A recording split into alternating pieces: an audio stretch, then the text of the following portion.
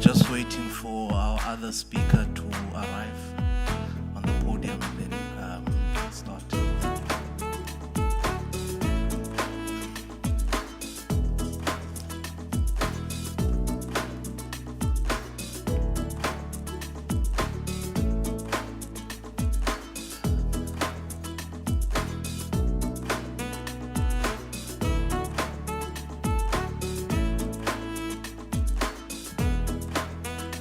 This is the lady of the hour.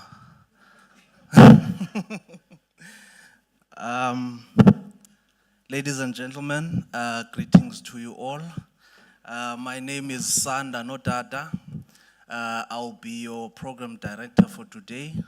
I work for the Independent Electoral Commission, which is the IEC. I'm a senior communications and outreach officer. In our midst, I would like to acknowledge everyone that came today and honored our invitation. I just want to mention a few of our guests that are here today, just from the audience, before I introduce the speakers. We have representatives from WUSU University, Walter Sisulu University. We have representatives from Nelson Mandela University. We have representatives from Rhodes University, as well as those coming from the clergy. I would like to greet you all, as well as my counterparts, which are the media from various radio stations within the province. I greet you all. Not forgetting my colleagues, all of them, and my manager, Mrs. Stanworth. I greet you all, colleagues. Before we start, we need to appreciate that this month is Women's Month. I would just like to say Happy Women's Day, because it was on a Saturday, so I couldn't wish everyone here a happy Women's Day, but I would like to do so, and may every woman here give a round of applause, especially to, yeah. And then we just to request the males that are present in the room to stand and appreciate our ladies.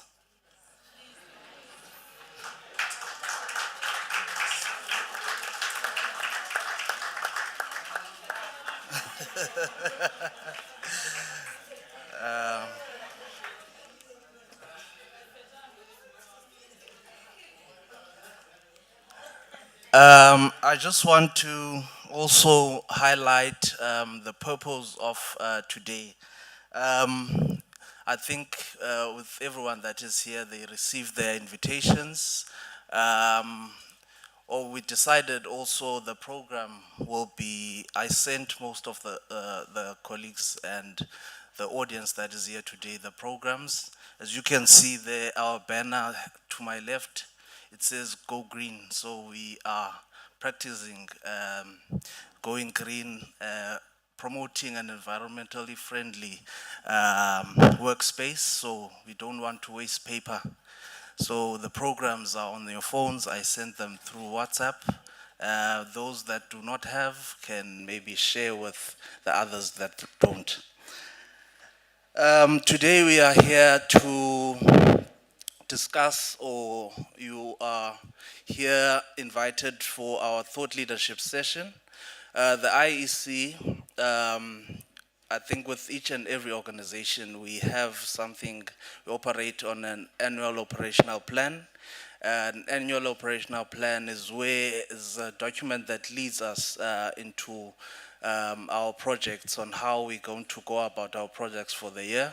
So part of that is our thought leadership sessions. We are mandated to have 2 thought leadership sessions for this financial year, which is 2024-2025, 2025, 2026. So we have our 2 thought leadership sessions. We'll be having another one in October. So this is the first one that we are having, and the focus on our first thought leadership, we thought that it must be of the youth, because youth is one of the drivers in our electoral democracy. We want to promote electoral democracy through our youth, and also understand why youth is not participating in democracy. This is the purpose of our event today. Why you're not participating, even when you are registered, you are not participating. And also you want to gauge as to why the other gender, which is female, are participating more than males. Why is it so that we get more females in the democratic space? And then when it comes to occupying positions of power, we see a lot of males occupying those positions, but with female votes being at hand. So we just want to understand how can we mitigate those factors as to make better, how can the IEC assist those, the youth that are not participating in democracy. So we're going to unpack these through we have our speakers present today that are going to unpack these topics, and then I would also like or request the audience to also participate and ask questions that you are feeling that you need clarity on or wanting to know. So this event is for you. It's for you to pose these questions, no matter how difficult they are. This is the space. But just to bear in mind that you don't ask us service delivery questions, because we are not the government. But you can ask anything pertaining to democracy and what you want to know about the IEC. We welcome those.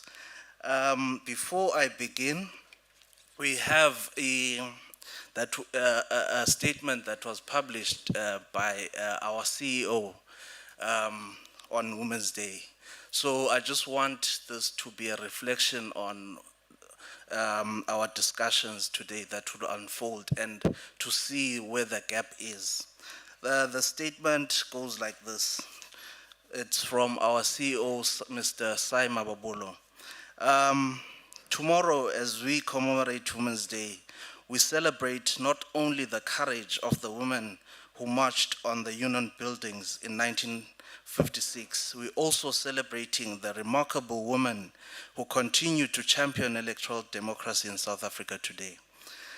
The 2024 national and provincial elections delivered a powerful testament to women's commitment to electoral participation.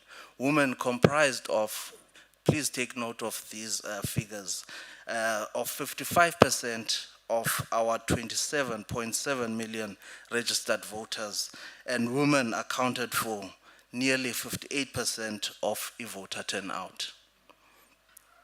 This is an unequivocal statement that South African women are leading the change on matters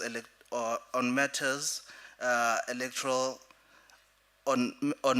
matters, that their voices reverberated loudly at the ballot box, thus driving electoral democracy forward with conviction and purpose. Yet women show up to vote in remarkable numbers. They account for approximately 43% of our elected representatives. This mirrors global patterns where women's parliamentary representation stands at 27.2% as of early 2025. In this regard, progress has notably stalled since 2017. Across the African continent, women's representation in national parliaments varies significantly by region, with some countries making impressive strides while others lag. During the course of Women's Month, the Electoral Commission will be hosting several events to highlight contemporary issues relating to women's participation in electoral democracy. We will unpack our research and other findings and explore concrete measures to ameliorate the current representation issues. This is our contribution to strengthening the very foundations of our electoral democracy. Within the purview of electoral administration, women represent just over 51% of permanent employees, with the vast majority serving as skilled professionals. Similarly, the organization maintains a judicious balance of representation in senior management. Women accounted for 73% of all election officials in the recent general elections. Impressively, 73% of our presiding and deputy presiding officers were women. This is yet another testament to women's expertise in and leadership in electoral processes. So with this statement, it was just to show that what I have said in my opening remarks, that women are participating more than males in elections. Without any further ado, I would like to introduce our guest today. Amongst us, we have Professor Jolene Steenkotze, seated on the far right. Prof. Steenkotze is a Chief Research Specialist in Democracy and Citizenship in DCES Research Division at the Human Science Research Council. She is also a Research Fellow at the Center for Gender and African Studies at the University of the Free State and a visiting professor in the Faculty of Humanities at Nelson Mandela University. Her academic interests are rooted in democracy theory, focusing on substantive democratization and social-political citizenship. Prof. Steenkotze has written a book on with the title Delivering an Elusive Dream of Democracy. Lessons from Nelson Mandela Bay this book was nominated for the 2020 South African Academy of Science Humanities Book Award. Can we give her a round of applause?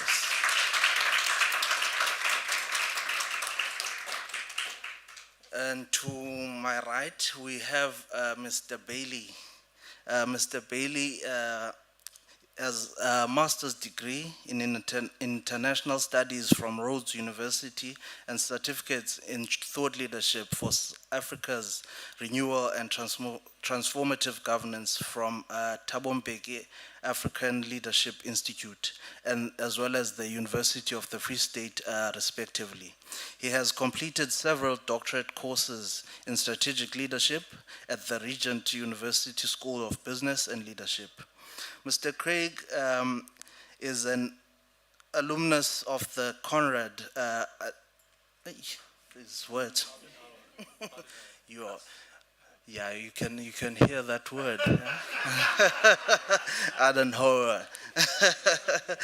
Yeah, so this is the Young African Leaders Initiative, as well as a fellow of the Future Elect South African Public Leadership Program.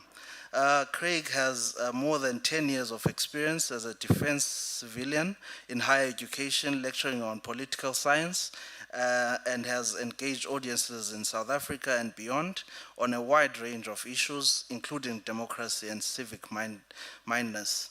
He has given commentary on radio and national television and publishes regularly in the popular press. He is the founding director of the Bailey Leadership Consultancy.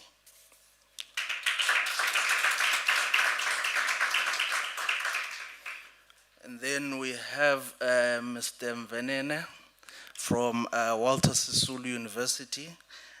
He is a lecturer in the Department of Political Studies and is teaching as well as supervising both undergraduate and postgraduate levels, with interests rooted in political economy, political theory, public policy analysis, South African and African politics. Mr. Mvenene contributes regularly to national conversations on South African politics through media commentary as well as opinion writing. He's also featured on the SABC, Cape Talk, True FM, just to name a few, Eyewitness News, notwithstanding contributions beyond South African politics, such as those in the Africa Report of Africa. He also contributed to discipline-related public discourse on traditional leadership, youth participation, electoral politics, coalition governance, and African Renaissance through speaking engagements at various institutions. In terms of education, he has a Bachelor of Administration from the Walter Sisulu University on Public Affairs. He also has a Bachelor of Arts Honors in Political Science from the Nelson Mandela University. He has a Master's degree in Arts in Political Studies from Nelson Mandela University. Currently, he is Doctor of Philosophy candidate in Political Studies at Nelson Mandela University.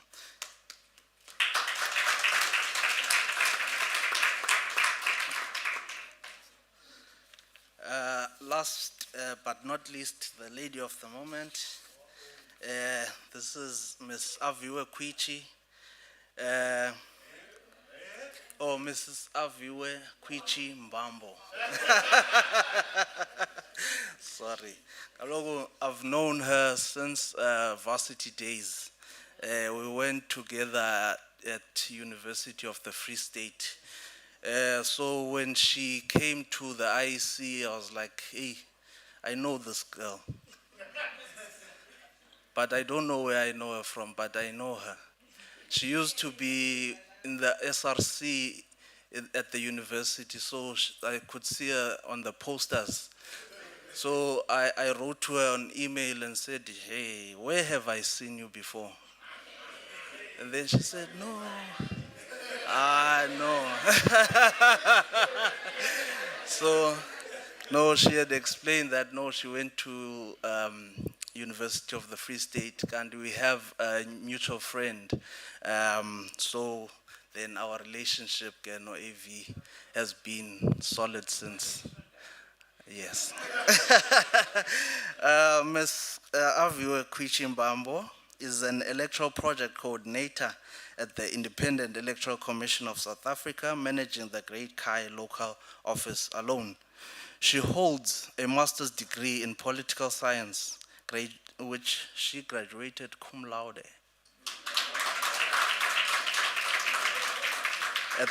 from the University of Fort Hare. Aviwe has an interest in electoral politics, international relations, and conflict studies. She has extended her views on politics by activity contributing to political literature and published a couple of academic journals in collaboration with the academic scholars such as Professor Breakfast and Dr. Johnson. Thank you.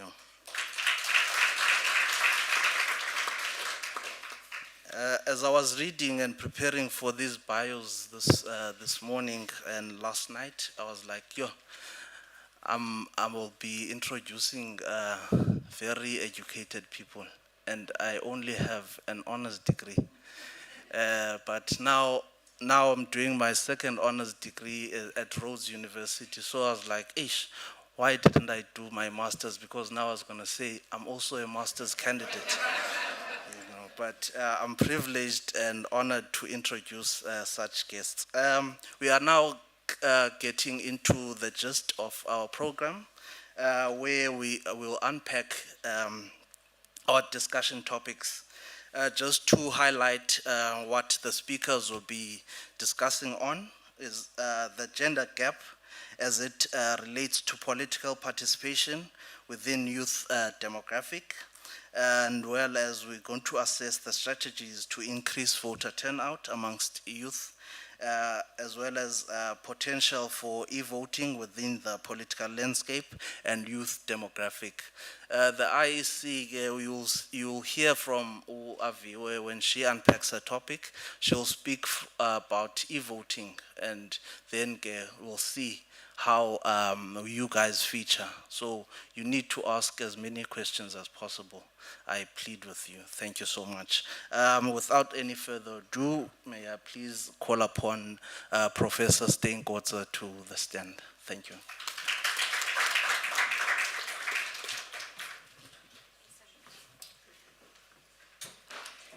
Good morning. How are you? Are you good? And there's a specific reason I'm asking if you're good, because I'm going to be talking a little bit about some of the more silent challenges when we speak of youth participation, gender polarization, youth polarization within elections and the broader body politic.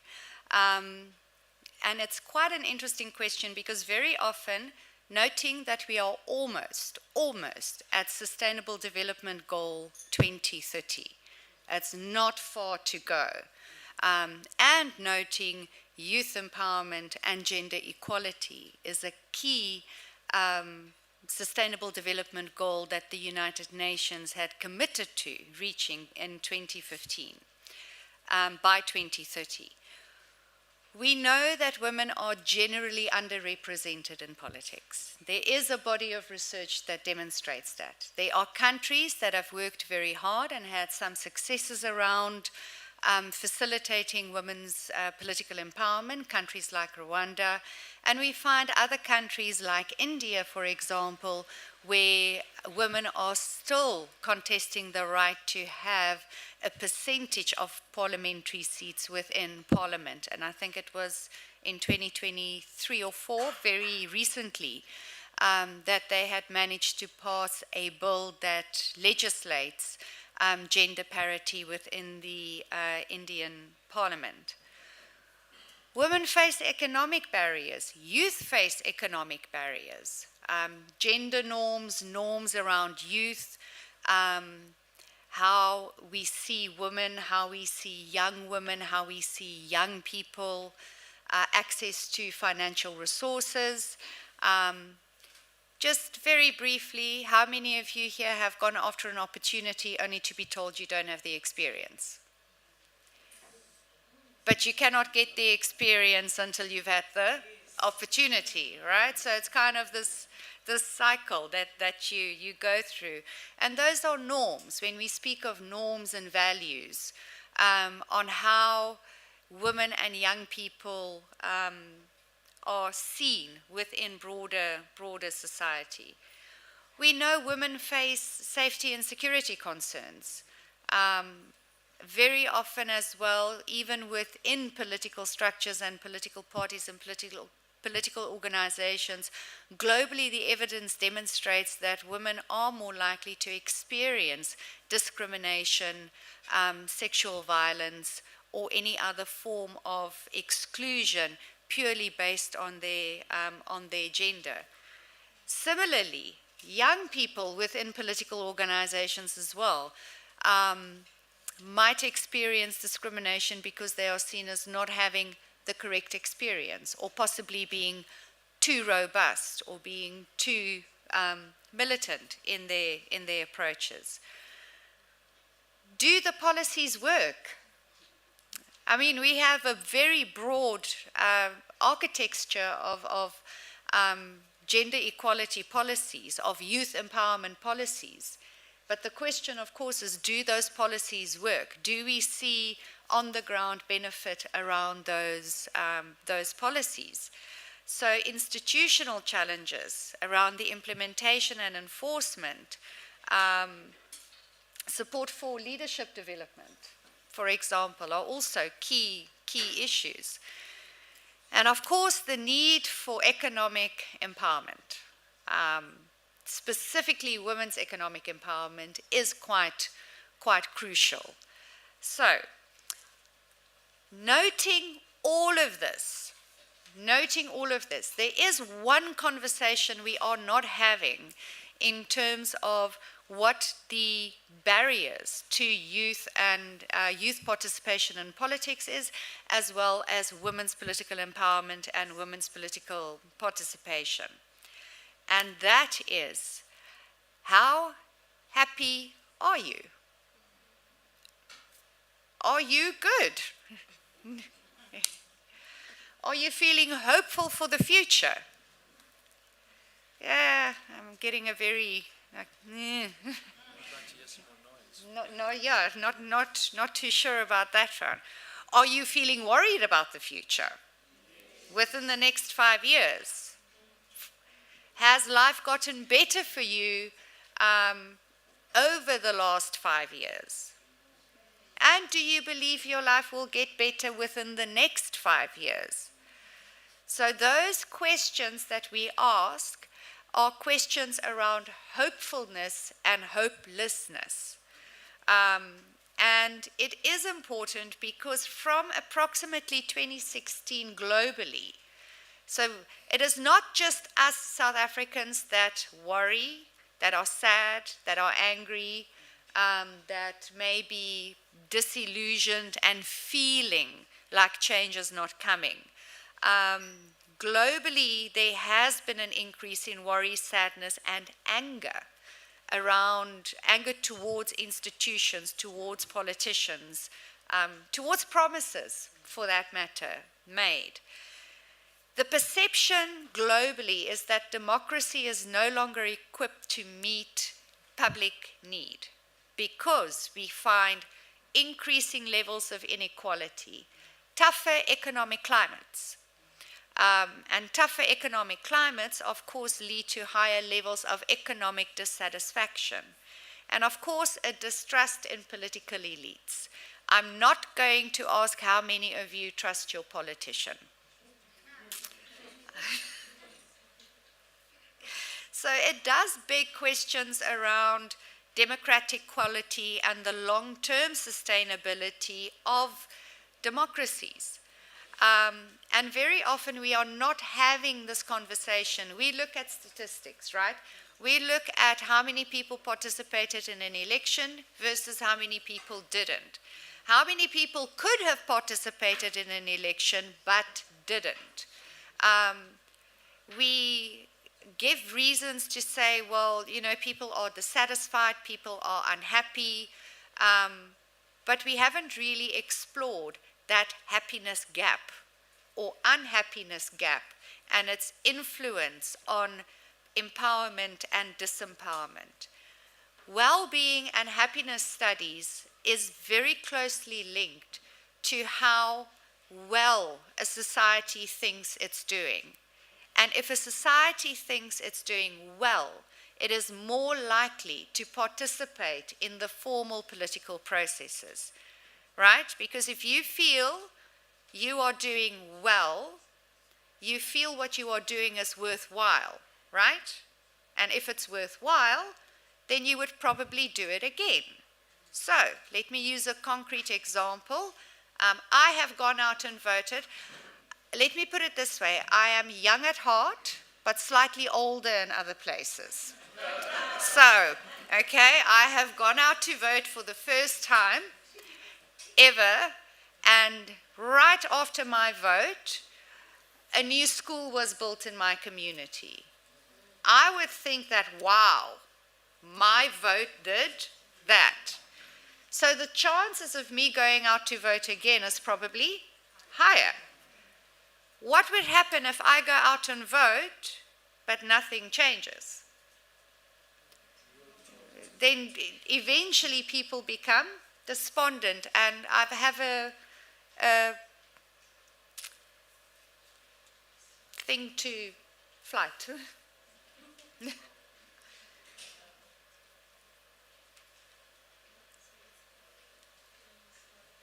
There we are.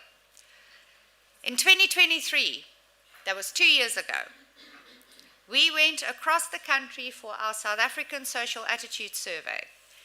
And within that survey, our sample, I think, for that year was around about between 3,000 and 4,000, 3,600. The data is nationally weighted to be representative of the South African population. And there's two questions that I thought would be very important for this discussion. What has the country done right since 1994? The bigger the word, the more often that sense popped in within that, or popped up within that question. So freedom, education, people, grants, equality, houses. When we look at what South Africa, and please, I also have to say that I had to remove the word nothing from the data analysis, because there was also a very deep sense that nothing changed. Everything stayed the same.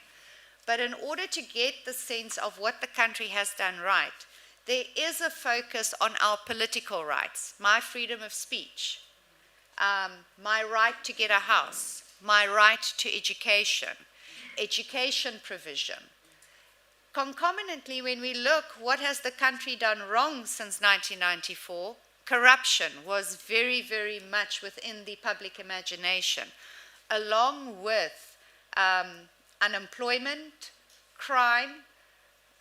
Some people said everything, which is also why it features quite prominently. But these two graphs, I think, really show us the level of despondency, or the words we use to describe when we talk about what has gone right versus what has gone wrong. And I just want you to pay attention. There are more words in what has gone wrong than what there is in what has gone right. And that also says something, right? That the public imagination or the public mood might be one of focusing on the negative as opposed to focusing on the positive. So remember that as we go along. So we went out and I wanted to know, are you good? Are South Africans good? Yes? No? Who wants to venture a guess? Are we good? No, we're not. So it's a little bit of a mixed picture. Because by 2019, 2020, so that would be pre-pandemic, pandemic years, just over half of the South African population said, you know what? We're good. We are satisfied with our lives. The highest was between 2014 and 2015, where 57% of South Africans said, we are satisfied with our lives. That could be linked to the 20-year democracy celebration, but as we saw subsequently, we just had 30 years of democracy, and less than 50% of South Africans are satisfied with their lives. Only 32% of South Africans were satisfied with how democracy is working, and only 24% were satisfied with how the economy is working. Now, when we start digging a little bit deeper, because we can talk about life satisfaction, and we can talk about how democracy is working, and we can talk about how an economy is working, but we need to look at life satisfaction, the elements that make up life satisfaction. So there we would find, for example, satisfaction with the standard of living, satisfaction with health, life achievement. So are you living your purpose? Do you feel that you are achieving what you were meant to achieve? Safety, your sense of safety. Financial security, big one. Financial security and spirituality and or religion. And when we dig a little bit deeper, women enjoyed lower levels of life satisfaction in all areas except for spirituality. Which has brought me to the conclusion that women suffer, but we pray as well.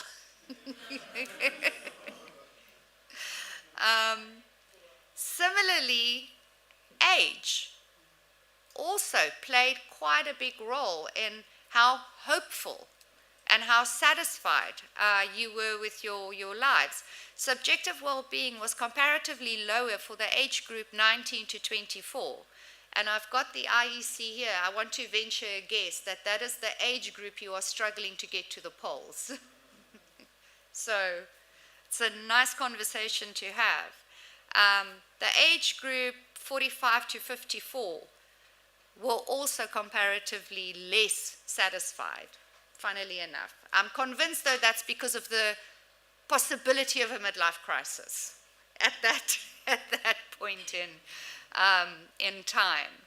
So specific areas that younger people were dissatisfied with was standards of living, access to health care, life achievement, future financial security. And it's interesting, it's not financial security now, but it is financial security in the future, and spirituality and or religion. So when I looked at all of this, I don't know how much time I have left, but I am wrapping up, I promise. So when I look at all of this, we need to start really looking at how equality of opportunity, which is the lottery of birth, right? How the lottery of birth impacts on a person's equality of opportunity, opportunity to achieve their life's purposes, opportunity to advance and move forward. People cannot control characteristics like biological sex, economic circumstances, geography, even ethnicity for that matter. You cannot control where you were born. That begs the question then, how do we equalize the playing field for a more balanced equality of opportunity? One area, of course, is education. Another area, of course, is empowerment, political empowerment, leadership empowerment, economic empowerment. We had a water outage, it was many, many years ago in Nelson Mandela Bay. And it was for days on end that there wasn't water in certain areas. It took entrepreneurs that stand at the robot to sell us their goods 2 days to start selling jugs that you can carry water in. That's an entrepreneurial spirit that you have there, something to capitalize on.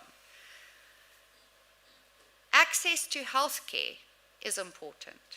Access to basic services is also important. There's a very big difference in equality of opportunity of somebody doing homework by candlelight, for example, versus somebody doing homework in a well-lit room in the evenings. So this sense of well-being, of happiness, of satisfaction is a critical element when we start our conversations around what are the barriers and pitfalls to political participation of, for example, youth and women. We know South Africa remains a highly unequal country. We know that there are many, many challenges. From a policy perspective, we need to start understanding the patterns of wellness, the distribution of happiness, because those distributions of happiness will give us a picture into what communities we need to target for political empowerment, economic empowerment, as well as overall political participation. Out of all the groups that we looked at, the demographic that had the highest level of hopelessness were young Black South African females aged 19 to 24. I think I've shocked the room in silence. And I see Sanda's looking at his watch. So let me move on. So when we think of these questions, we do need to look at just basic human development that focuses on human needs. And those needs include self-actualization needs as well as happiness needs. We do need to keep track of the distribution of wellness and happiness to determine what public goods are needed in order to advance equality of opportunity. We know that South Africa's democracy is at a crossroads after 30 years. We do need renewed political trust. We do need higher levels of equality and equal participation. But in order to do that, I think we also do need to look broader than your standard indicators and look more holistically around wellness and happiness, as well as how hopeful or hopeless you may feel about the future. Thank you.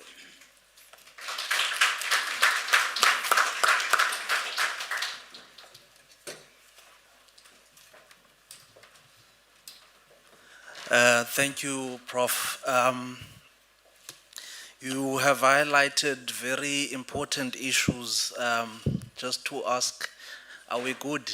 By show of hands, are we good? I'm good. Just to welcome Rhodes University. Here's Rhodes University. Without any further ado, this is Women's Month after all, so I'll call upon Mrs. Mbambo on the stage. Thank you. Over to you, AV.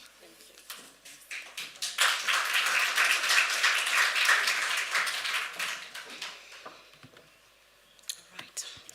It is still morning. Good morning, ladies and gentlemen. Yeah, let me also start by writing on Prof, my fellow colleague, to check if everyone still good this morning. My part is a little bit different, but relevant to the theme that we have today. I want to talk about electronic voting and how this can contribute towards increasing our voter participation and also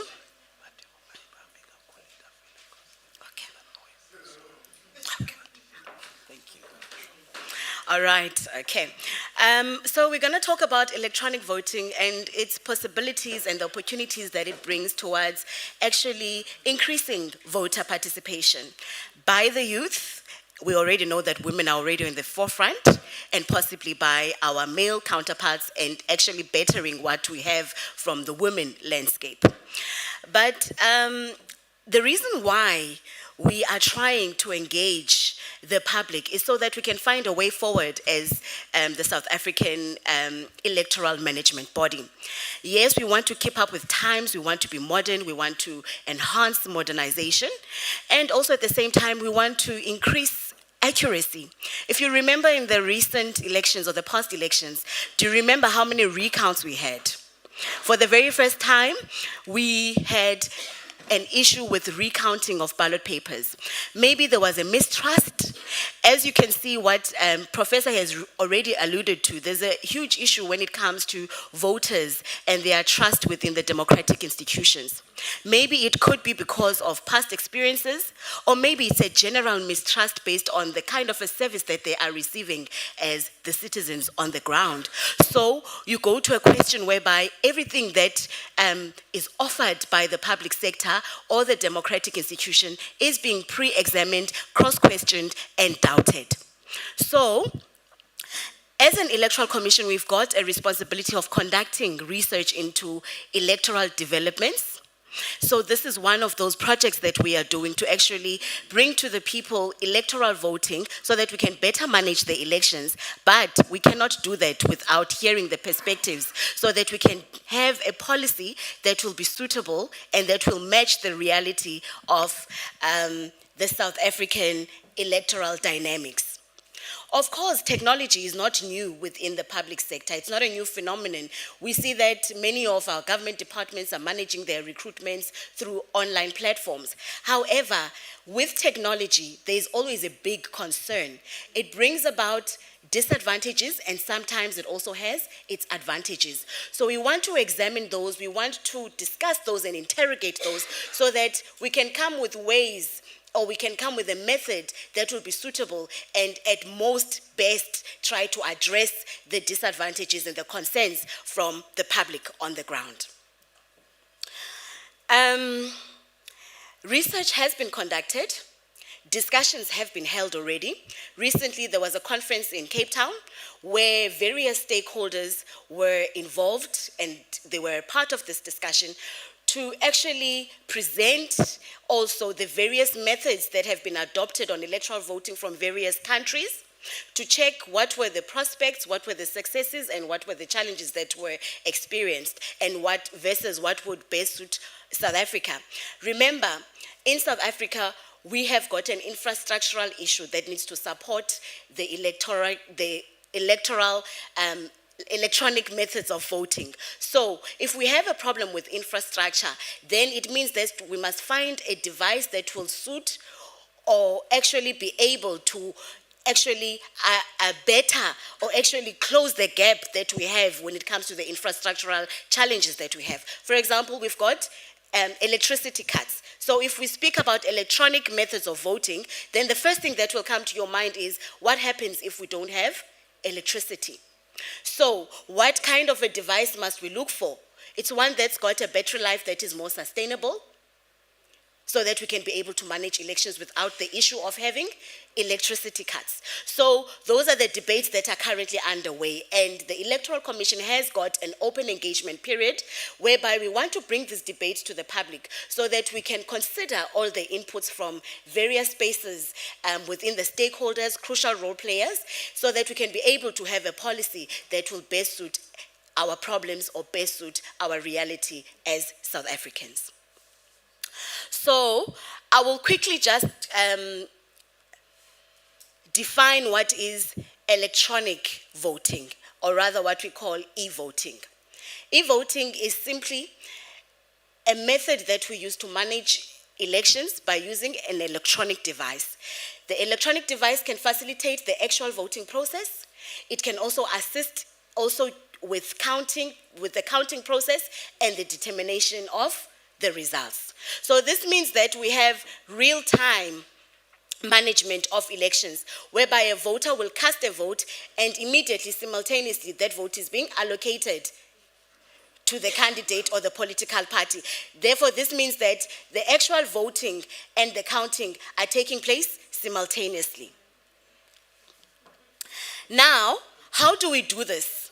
Research has proven that electronic voting has increased voter turnout up to 10% to 15%, more particularly amongst our youth. So you would ask yourself, the traditional method is working. We have never had an election that has been deemed not credible. We've always had a credible election. Why e-voting?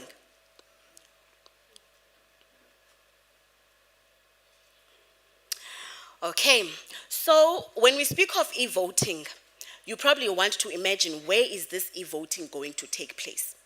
There are two forms of e-voting. The first one is the one that you do under an uncontrolled environment. And then the second one will take place under a controlled environment. And what do I mean when I say a controlled environment and an uncontrolled? Well, we don't control how people vote, for starters, but this is just to simply say that we've got voting stations that have been established where ordinarily citizens would visit so that they could be able to cast their ballots. But now in this instance, we are speaking of e-voting. We've got internet. So we've got two options. You've got an option of voting at the comfort of your own home using a device of your choice, which could be a smartphone. So that is where we say that this voting will take place outside of a controlled environment, which would be your normal voting station. Then we have a second form of e-voting, whereby now this voting takes place under a controlled environment, which is our voting stations. Now, this kind of a voting will take place inside the voting station. Now, the first kind of a voting that one raises a lot of questions.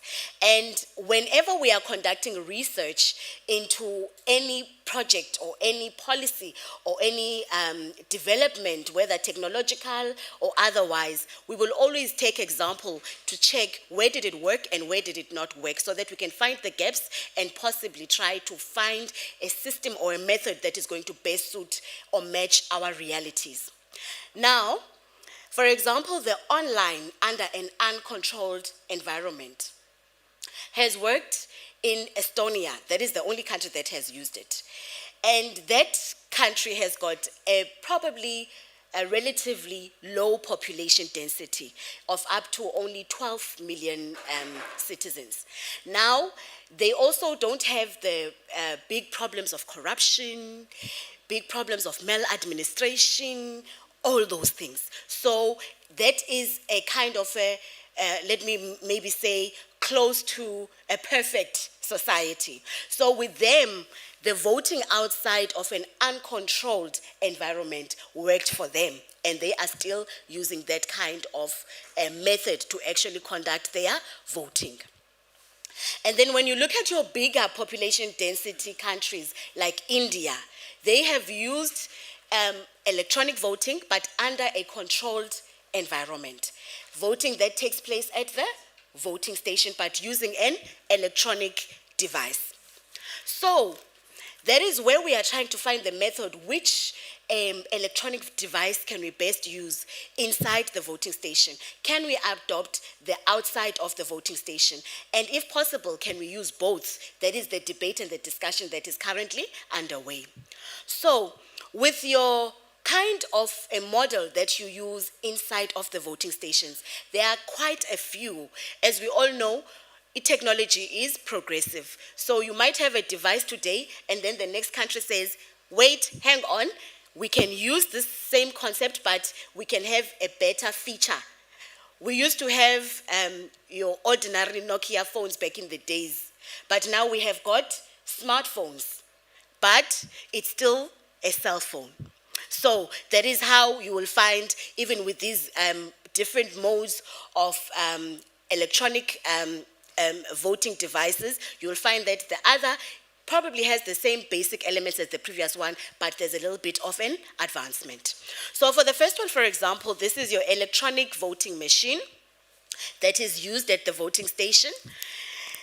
And then this machine, this is where the voter will come, they will cast their ballot, and it will be in an electronic mode, like your computer or software. There's a different software management for that, where the votes are being calculated and where the voter is casting their vote.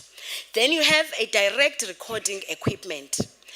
This kind of an equipment is more like your smartphone, where there's a screen where you can select and then you can cast your vote using.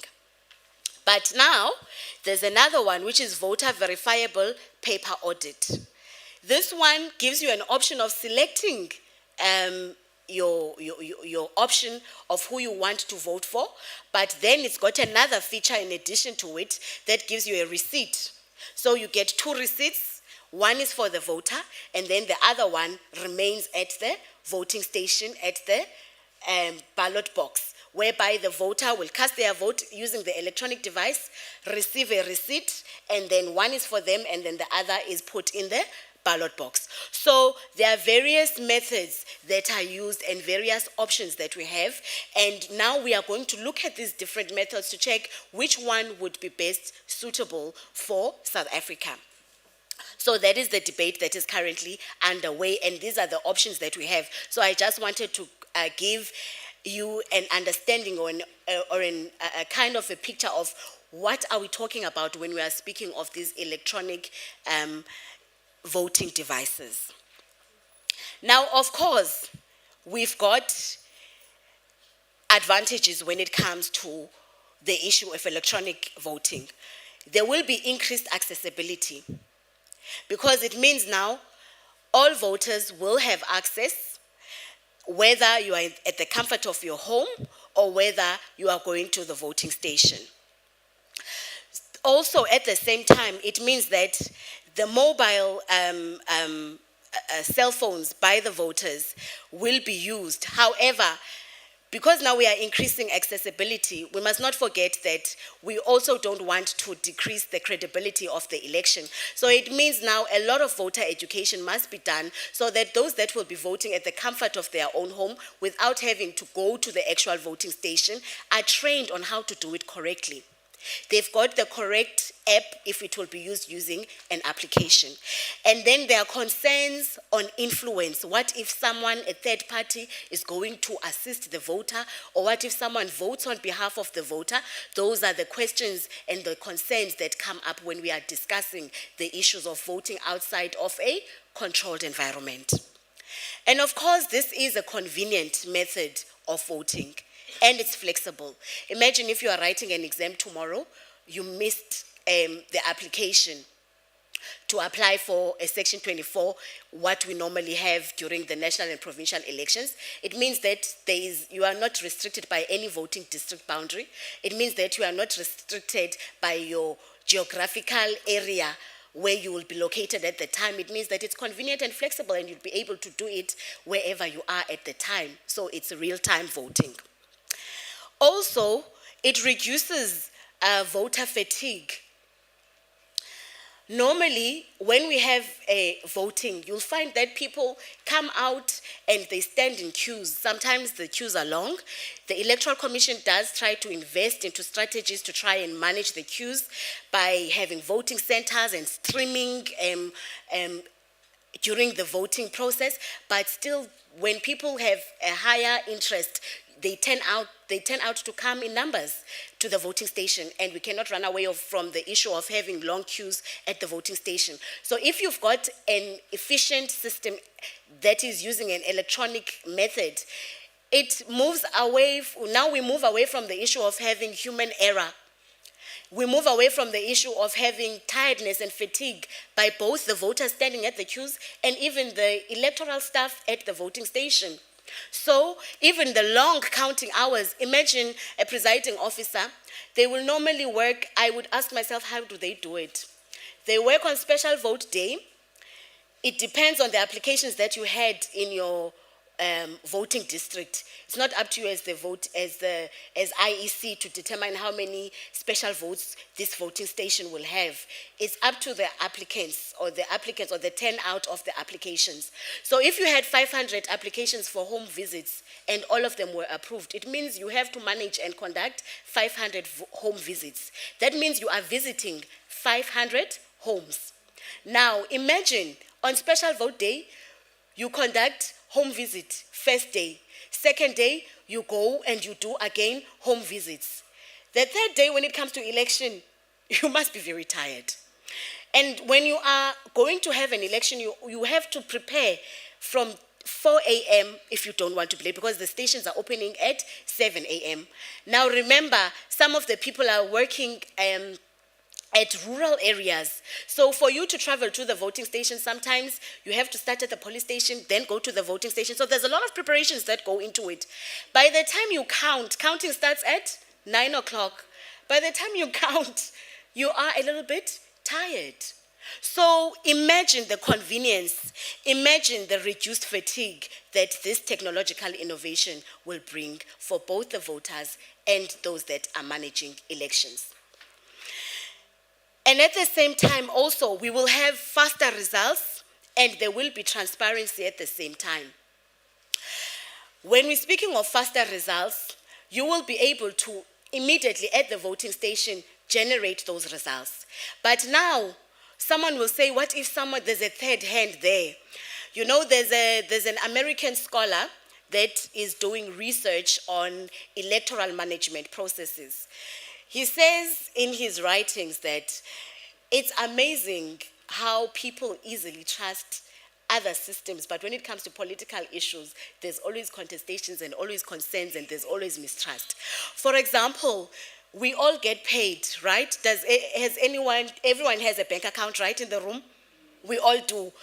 And when someone or the place where you work for, they deposit money into your bank account and you withdraw 300 rands, if you had 1,000 rand, then you assume you'll have 700 rands left without having any doubt, but you don't even see the ATM, you don't even see the third hand, you don't know who is administering the transaction. But when it comes to election issues, why do we have a mistrust? You see? So that's the irony to it, but at the same time, does not take away the fact that the views of the public and the points and the concerns of the public are validated, and they must be considered whenever we are going to be doing policy. Then also, the disadvantages we've already spoken about. There is a digital divide that we cannot neglect, that we cannot overlook. You find that in some areas, people, yes, do have access to cell phones, some of them smartphones, but some of them still use our old type of a cell phone. Now, with that being the reality of South Africa, then we need to consider what is the best suitable method, because yes, there is a digital divide. And you can be very surprised. We were holding by-elections in Ngushwa, I think 2 months ago, or 3 months ago, I can't remember. But recently, during this financial year, we had by-elections that were conducted. And there was a rural location that where we were actually facilitating home visits, where we were conducting voting at each homestead. And in some of these areas, you would find that, I was really shocked, I was surprised that you still have homes like that, but it's the reality of South Africa. You would find that for someone to have access to a cell phone, they still rely on a particular somebody within the rural area. Not all of them have access. And I was so shocked, even my grandmother has, but it's a reality of our current economic divide, that these are the issues on the ground, and those need to be considered so that we can be having an inclusive and a truly accessible system. If we're going to speak about accessibility, then it must include all members of the society. Also, we want to check our disability group. We have our disability community. How best can we also make sure that they are also included, and we don't move away and not consider them? And fortunately, in the document that was produced by the Electoral Commission after the vigorous consultations with our stakeholders, even the disability unit was a part of that conference, and they also contributed. So if we are going to be speaking to disability, this unit, this electronic device, how is it going to cater for the blind? How is it going to cater for those that have an audio impairment? All those things need to be considered, and we must consider all these things so that we can have a suitable and a best fit device for South Africa. So, ladies and gentlemen, with that being said, there's a lot of opportunities that will be brought by technological advancement. And with that being said, we are not overlooking the disadvantages, but the benefits of it are more progressive, and the benefits are more conducive even for electoral management and democratization, for us to actually see ourselves moving forward with the world, modernizing. We need to be realistic to what we currently have, what is currently working for us, and what might not work for us. So this is a discussion that is open for us to interrogate. I will not speak further. I don't have more to speak on the issue, but I wanted to present electronic voting and the different methods that we have, and also speak of where we are as a country so that we can have successful and meaningful deliberations. Thank you very much.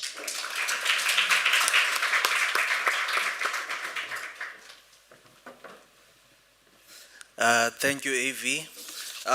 Just to highlight, so that we don't have confusion when next year nithi sizovote endlini. We're not voting electronically next year. We're not voting electronically next year. I'm not sure about 2029, but these are just, as AV has alluded, these are just talks that we are having with the general public, just to see if electronic voting is feasible, and then we'll submit our findings to Parliament and deliberate more, and also these engagements zizosincedisa into gauging the feasibility of e-voting. And also bear in mind that we can't, as the IEC, commit to e-voting if the young people are not going to register, and we're still seeing low numbers in terms of registration and voter participation, because this e-voting facility will be made possibly for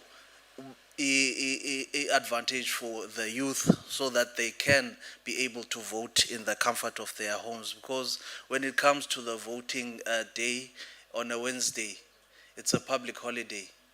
The youth goes and does what the youth does best. So we want to change that narrative, so that if someone come voting day, we vote in our beds and then we enter them in the streets. Now we are going to introduce or ask Mr. Mvenene, ngenimbiza ngesiduko ke, if Ben Maz. But ke, uyawangikhumbuza when I still had dreadlocks. Yes, I think they would be very, not that, they'd be very bigger than his. I had mine from after coming from the mountains in 2006. I thought, let me have these dreadlocks as a fashion, but then decided to cut them as I enter the corporate space, so that, but without any further ado, come along, Mhlekazi, thank you.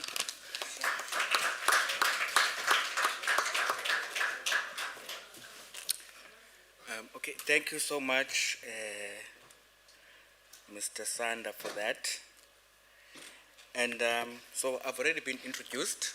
So just for clarity, isiduko sam ndinguSikhomo Rhudulu Changisa. Yeah.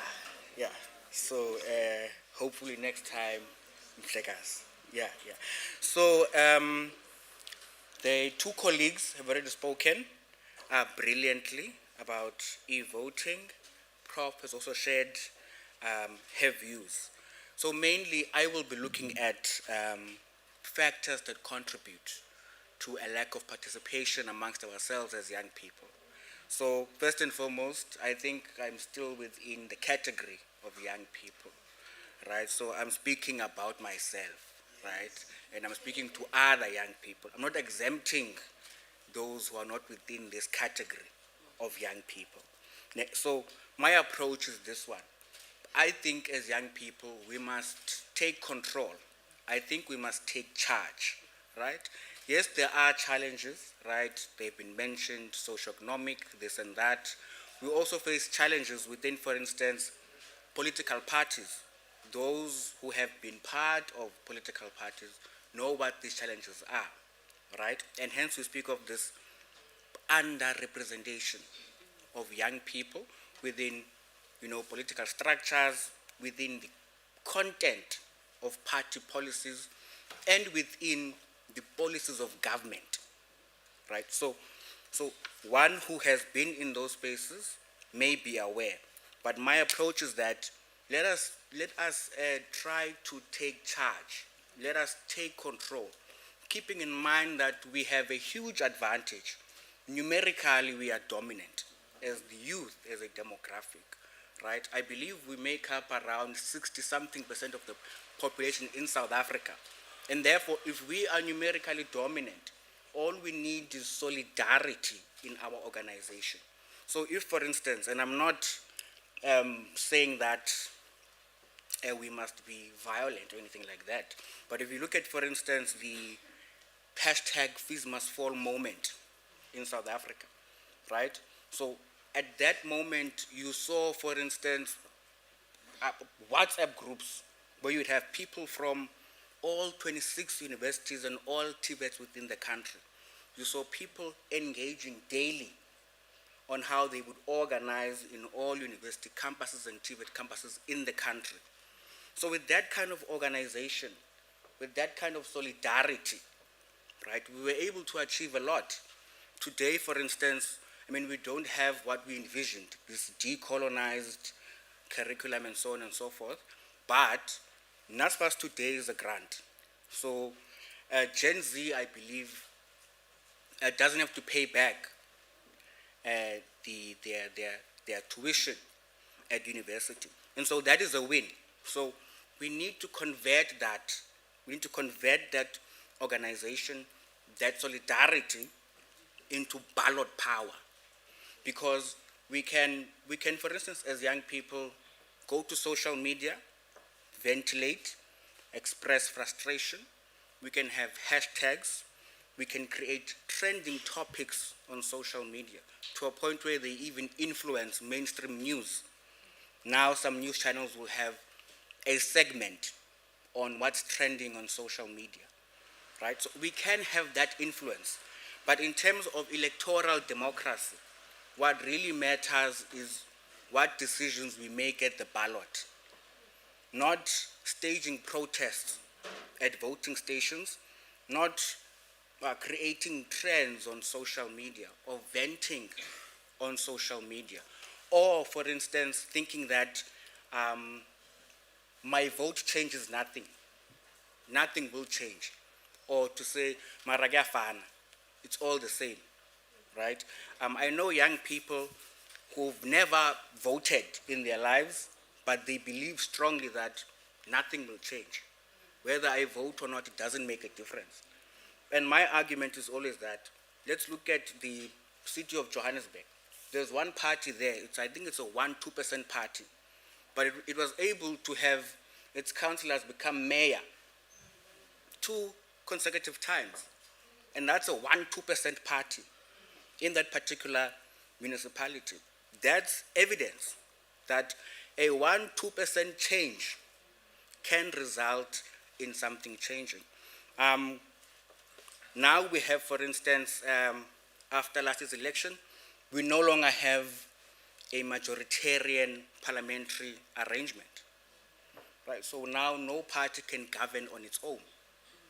That reality is because people use their power at the ballot, not because they expressed frustration on social media, not because they looked at their socioeconomic problems or that they had protests, but it's an outcome of the use of ballot power.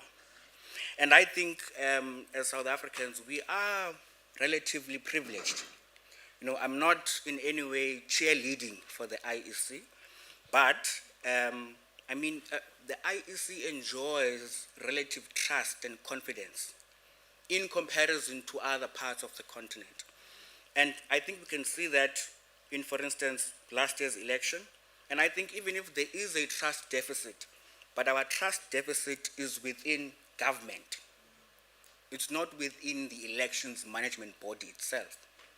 And so, as the colleague has presented here, we can clearly see that there are changes to further engage young people.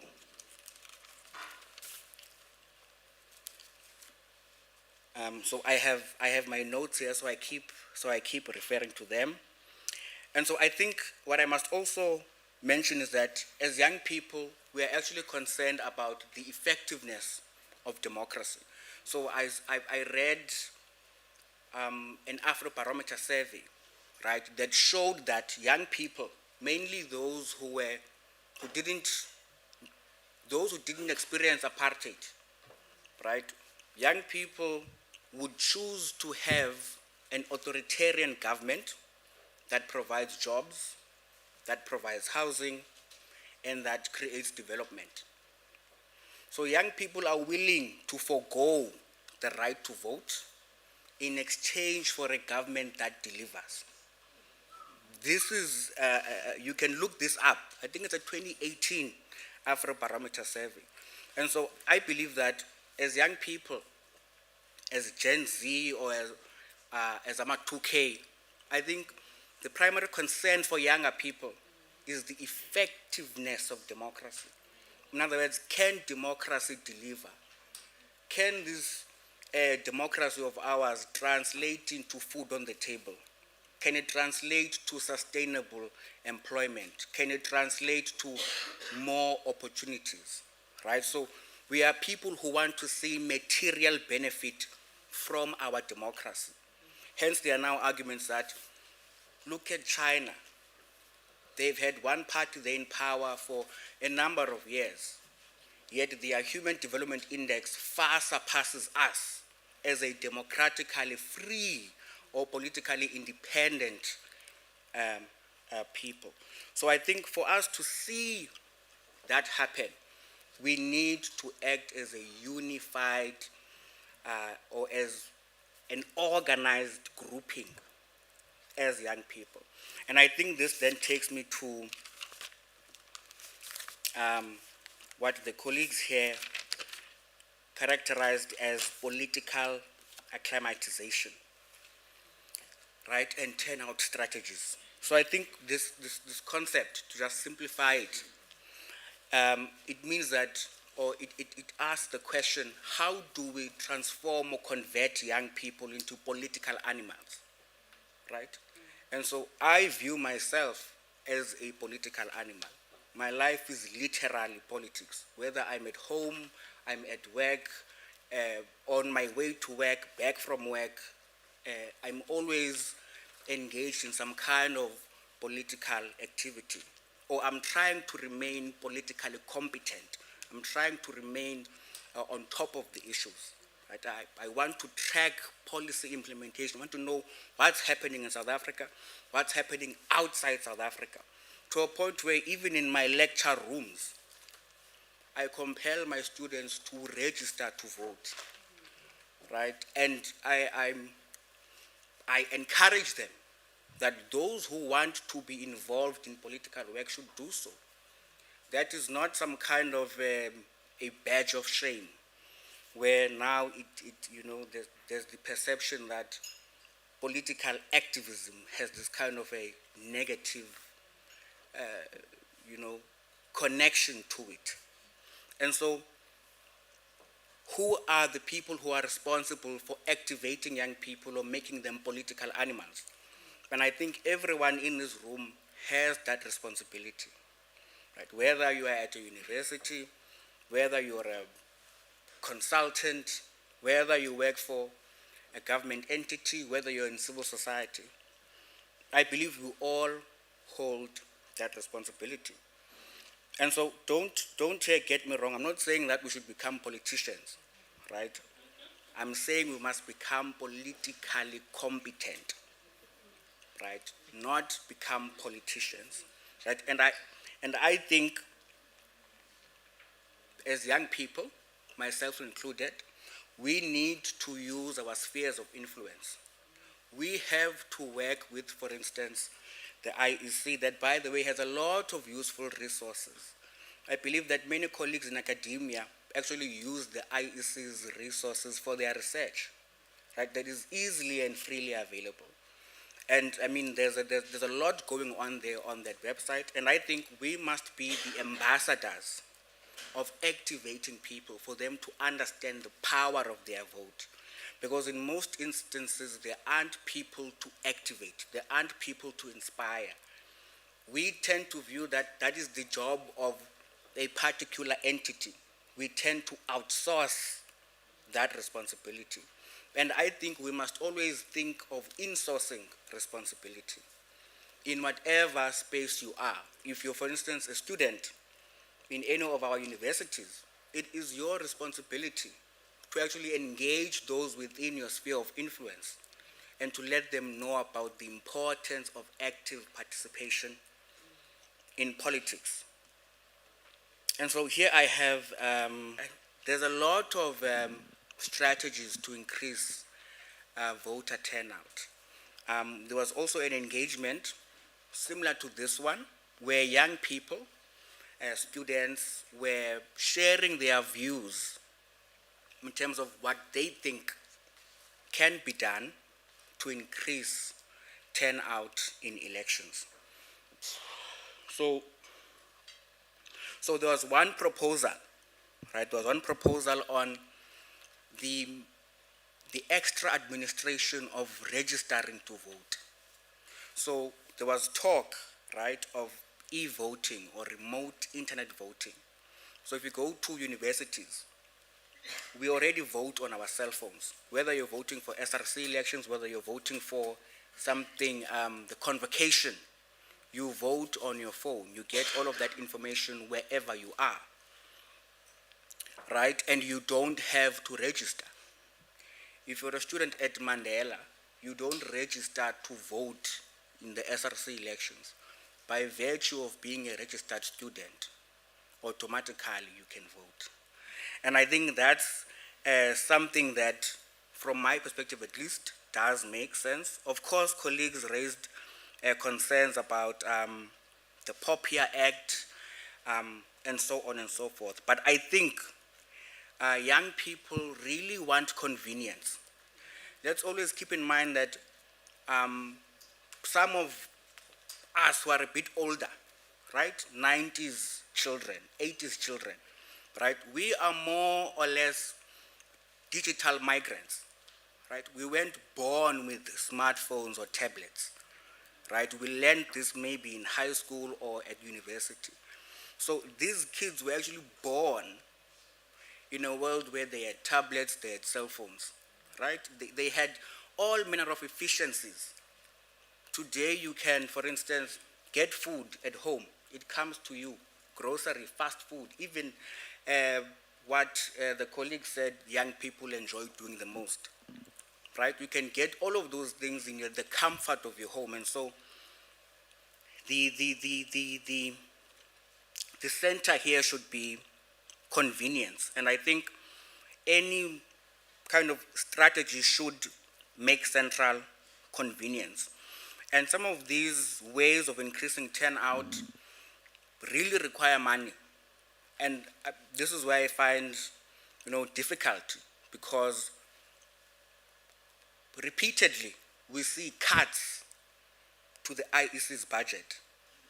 And so we must ask ourselves that as young people, if we continue to make these demands, we want A, B, C, D, E, F, and yet our representatives in parliament are defunding that very same institution, continuously cutting its budget. How will all of these A, B, C, Ds, and E's materialize if the funding for this institution is continuously cut? And so I think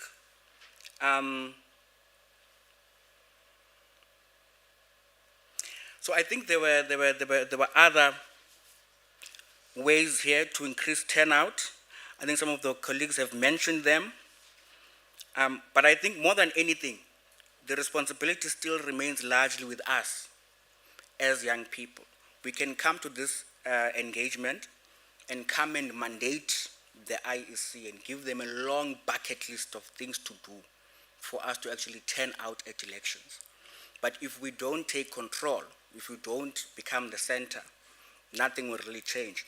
For instance, at Mandela, when we first had this remote internet voting, we thought that there'd be high turnout. But surprisingly, comrades or parties were struggling to even get the constitutional threshold of students to vote. So I think at that time it was 25%, and there was a struggle to meet that threshold. So my point here is that no one strategy is a silver bullet, right? What I think here is central is the active involvement of young people. It is young people taking control and becoming the center of engaging our peers to form part of this process of being engaged in our own democracy. Thank you so much.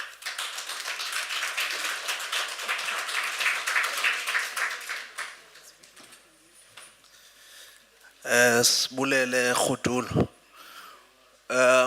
Ugogo wam, mama kamama wayenguManxuba, uRhudulu, ubhodla inyama. So ke ngumtshana. Umtshana ke has highlighted very important points on his presentation. about young people being effectors of democracy. And then he also highlighted that we saw that with the rise of EGNU, we saw even those people that had questions about IEC having to, that they think that there's only this one party that keeps getting the majority, but these elections proved that when you go out in numbers to vote and you show your dissatisfaction through the ballot, there can be change that has been done. So EGNU is effect to that. Just on a lighter note, when I entered the IEC, I have a family in politics. I have a brother who is in parliament, Ubaxolile for DA. So I was like, yo, this will affect umsebenzi wami. How am I going to explain this, that I have a brother who is in parliament and he's the only one that I know who's an Odada who is in parliament. So now I go to Forte University. They had a seminar that I was there as a speaker. I get to meet another brother of mine who is in the EFF, and I was like, oh, thank you. At least now the eye cannot be on me now. Then they say I'm affiliated to a certain political party. What about my brother there in the EFF? So there's sort of like a balance, and I play the mediator in there. Would like to call upon our last speaker, Mr. Craig Bailey, to deliberate. Thank you.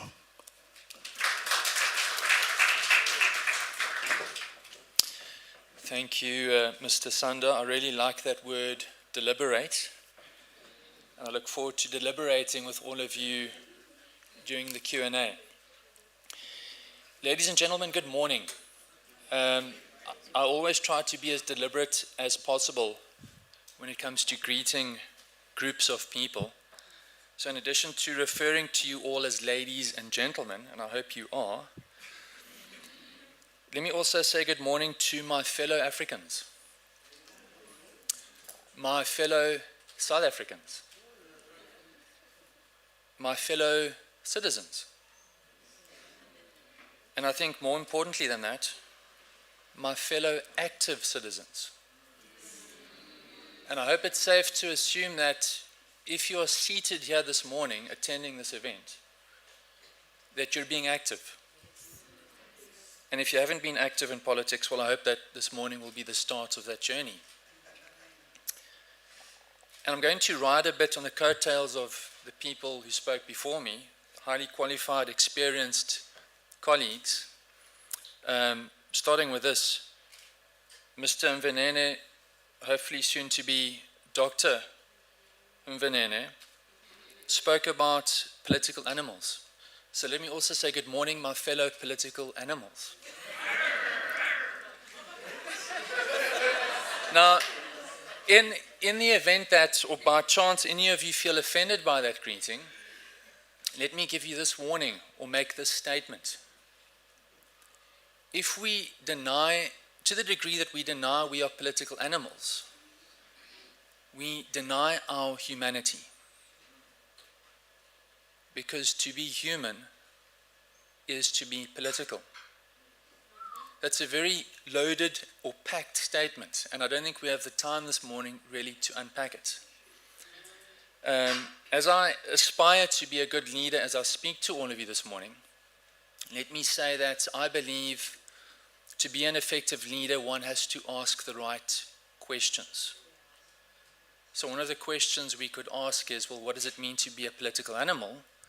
And secondly, why is it so important to our identities as human beings? And keep in mind that identity, human, transcends our identity as citizens, South Africans, Africans, political affiliations, etc. So the way I see my job this morning, as I said, as I aspire to be a good leader, is to ask a few questions. And I believe effective leaders know how to ask the right questions. Now, what do I mean by the right question? I think the right question, or a right question, is a necessary question. And a necessary question is a question that, in the space and time in which it is asked, it helps the recipients of the question to better understand why the world is the way it is. And I'm not going to promise to answer all the questions I ask, because this isn't the job necessarily of an effective leader, or, as many of my colleagues are, effective teachers or lecturers. But it's for you to come up with the answers as we deliberate, as we engage in dialogue together, not just this morning, but hopefully also in the seasons to come. Professor Steenkortse asked, for example, are you happy? And some questions that could follow on from this. What do others think of you? Now, I've missed a step here. Let me just backtrack very quickly, if I may. Unlike Mr. Mvenene, and for the sake of transparency and honesty, I'm no longer a youth. I was born in 1983, and I've realized I'm getting older because when I do the math, I can no longer remember how old I am. I have to do the math to come up with my age. So I think that makes me 42. And so I hope this morning you don't hear me speaking at you, for those of you who are still part of that, 15 to 35 category, but that you hear me speaking with you, including as I ask these questions that I believe to be pertinent or important to us as South Africans. So as I was saying, are you happy? What do others think of you? Potentially more important than that question, what do you think of yourselves? This is not a question I was asking as a university student just down the road in what used to be called Grahamstown. And yet I came from a privileged background. I grew up in a middle-class home, attended a former Model C school. I had all of these, I call them blessings, these facilities, these opportunities at my disposal. And yet I wasn't asking these sorts of questions. Do you value others? And I think more important than the question, are you happy? Do you value yourselves? Now, what on earth does this have to do with voter behavior or voter turnout or civic education? I believe one can only live a purposeful life day in and day out to the degree that one values oneself. If I don't value myself, how willing and prepared am I to get up in the morning and give the day all that I can? How willing am I to go and vote if I don't appreciate that because of my value, I need to strive for justice and the kind of order in a country that is inclusive, fair, that generates or encourages prosperity and helps people or citizens realize their potential. A few other questions I'd like to raise, and I may give more attention to them in the allotted time. What is it, and I'll probably spend most of my time on this question, but what is getting in the way of youth, I'm going to be intentional with my words, formal political engagement, specifically voting? And I know a lot has been said, rightly so, about women political participation. What is getting in the way of youth getting out there and voting? So I'll say something about that. Perhaps a controversial question to ask, given my gender, given my skin tone or color tone. Do we want a gender quota? I'm happy to say more about that in a moment. Following on from what Professor Steenkotze shared earlier, I did say it's a controversial question. Why is black women between 19 and 24 the demographic that is most hopeless in South Africa?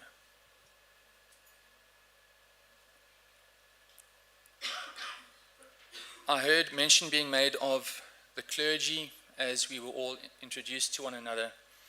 I'm happy to hear that. I'm going to call it the church is represented here. Being a member of the church, one of the questions I have is, what is the role, yes, absolutely, for civil society broadly, but specifically within that, what is the role of the church? In a country, in a continent as religious as Africa. Clergymen or women who are here, please ponder on that question. I look forward to engaging you later on. What do we mean by decolonization? I recently attended a program where the word revolution kept getting thrown around, but no one defined it. And it's very important that we define and understand the words that we use, because words are weapons. And this is my last question before I come back to what's getting in the way of voter formal, rather youth formal political engagement. Before I get to that question, I don't want to miss this one. Do we want democracy? And lastly, related to this, how sustainable is a dictatorship or an authoritarian regime?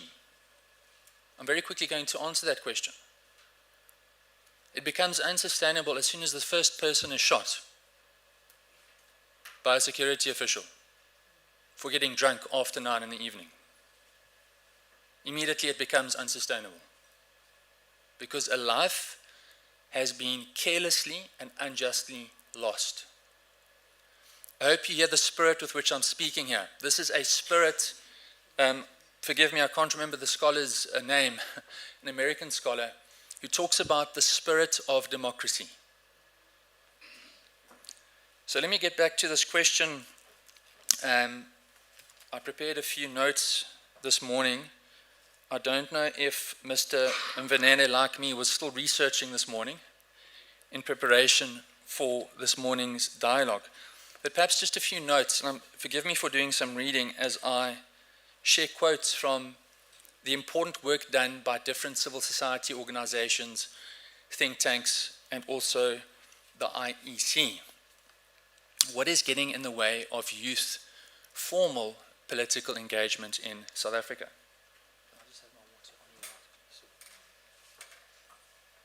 Thank you.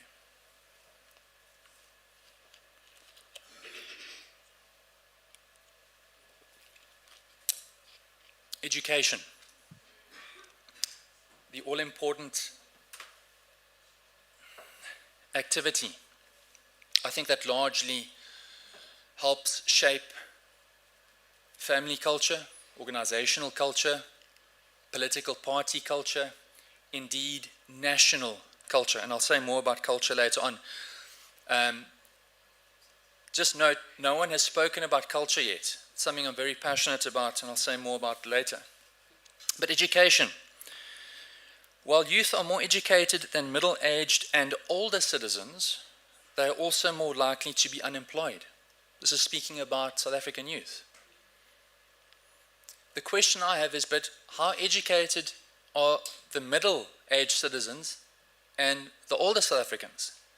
Because that's the reference point. They're being posted here as the benchmark. The other important thing to consider is, fine, if youth are the most educated, what is the quality of this education? Are we talking about an education that is under the governance of political leaders who desire what's best for their fellow citizens?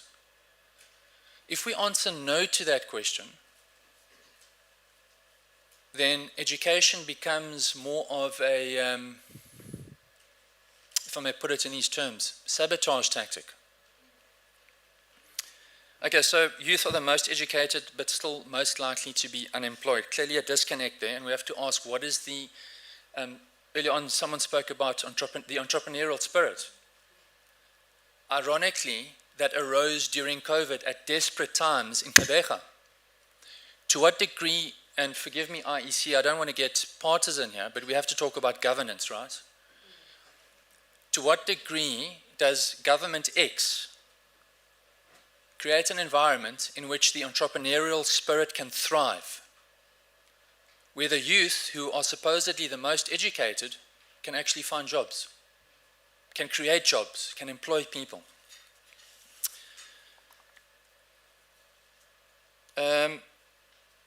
Unemployment. So just a few points here. I'm answering what's getting in the way, but I'm also just bringing everyone's attention to, let's call it the status of you, the youth, in South Africa. Unemployment among 15 to 34-year-olds rose to 46.5% in the first quarter of 2023, compared to the national average of 32.9%. So this raises questions of access when it comes to voting. Do youth have access to spaces like this one? And not wanting to sound patronizing, I hope you all realize that compared to others your age, in this moment you are privileged to access this space. I'm privileged to be standing here behind a microphone. The people watching online are privileged. They have access to the facilities by which they can hear us speaking to one another. So, to what degree do youth have access to space? To what degree do youth have access to technology? And the more they have access, the greater the chances of education thriving, if we assume that the content being taught is life-giving.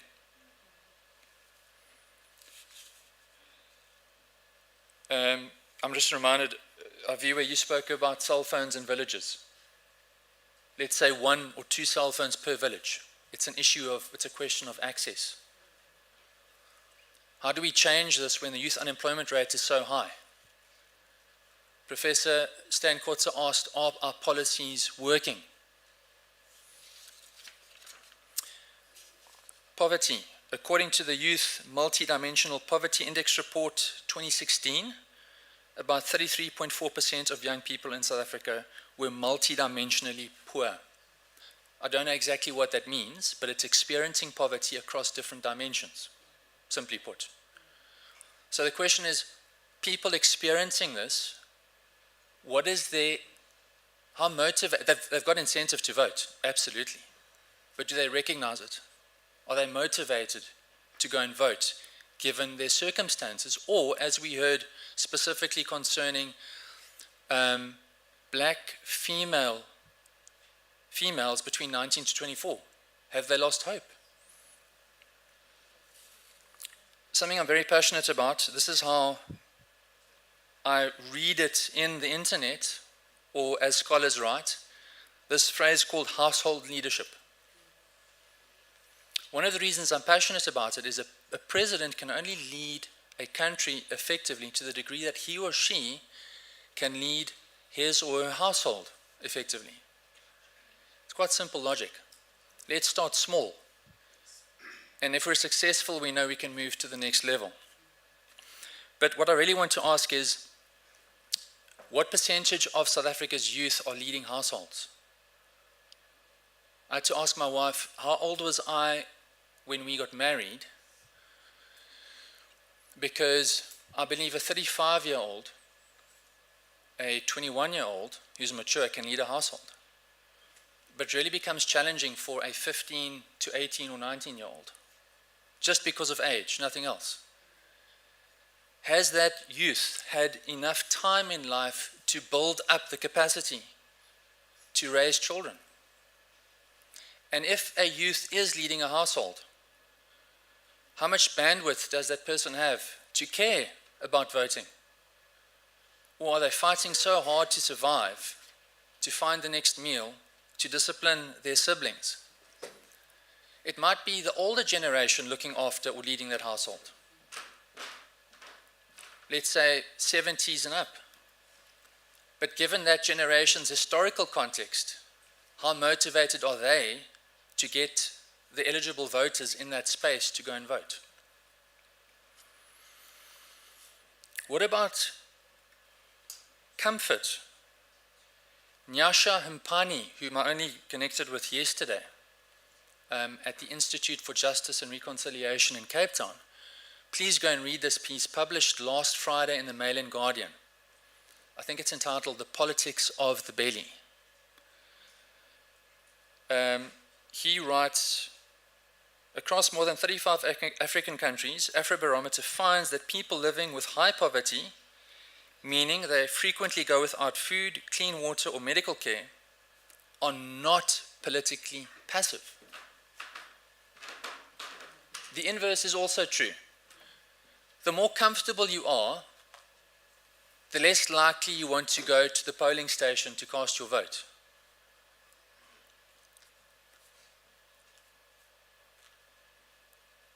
Going back to my previous point about people living in poverty not being politically passive, I think this is wonderful, but the question is, what does their political action look like?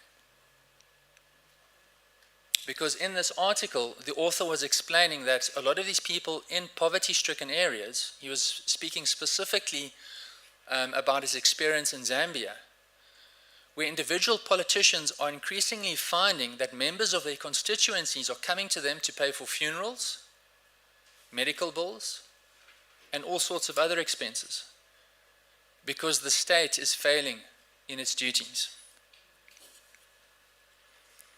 How do you, the youth, and your peers across the country view leadership, specifically political leadership, in our country?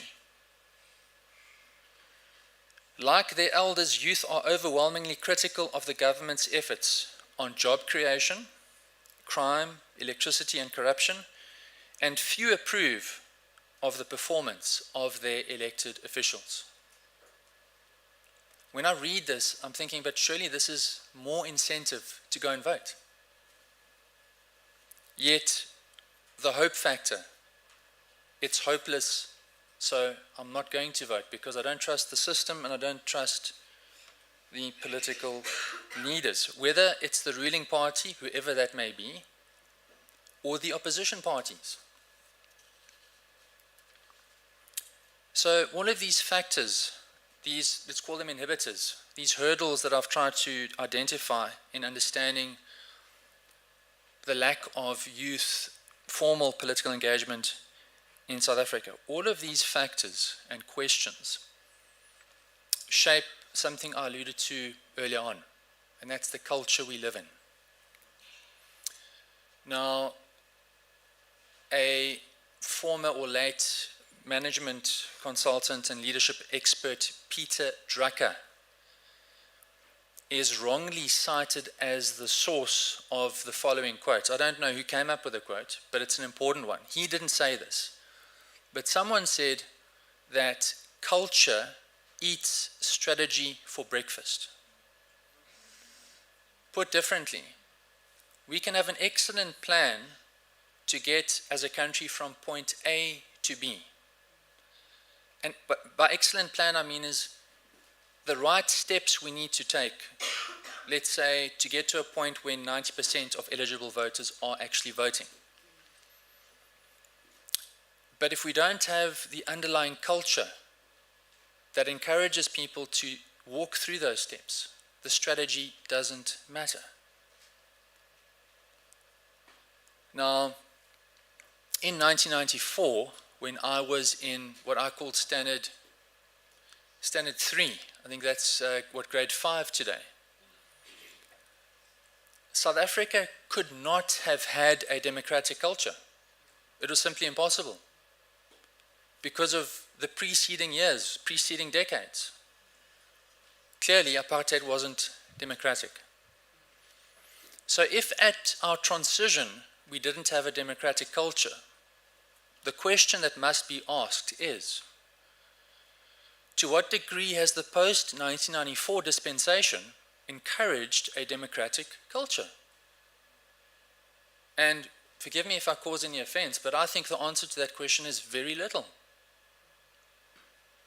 As admirable and noble as the IEC's work is, it's not enough. And that's not the IEC's fault necessarily. Because the IEC is only one among several actors in any country responsible for cultivating a democratic culture. It begins with those household leaders we spoke about, school teachers, civil society broadly, but including also local churches. And the reason I'm comfortable to talk about local churches is because I myself am part of that, let's call it, to use a very political term, establishment. And I found talking about politics in that space quite difficult. Because, and this might be true of the youth broadly, including the youth in churches, that politics is dirty business. And so, as Christians, we need to stay away. Absolutely, politics is a dirty business. All the more reason to get involved.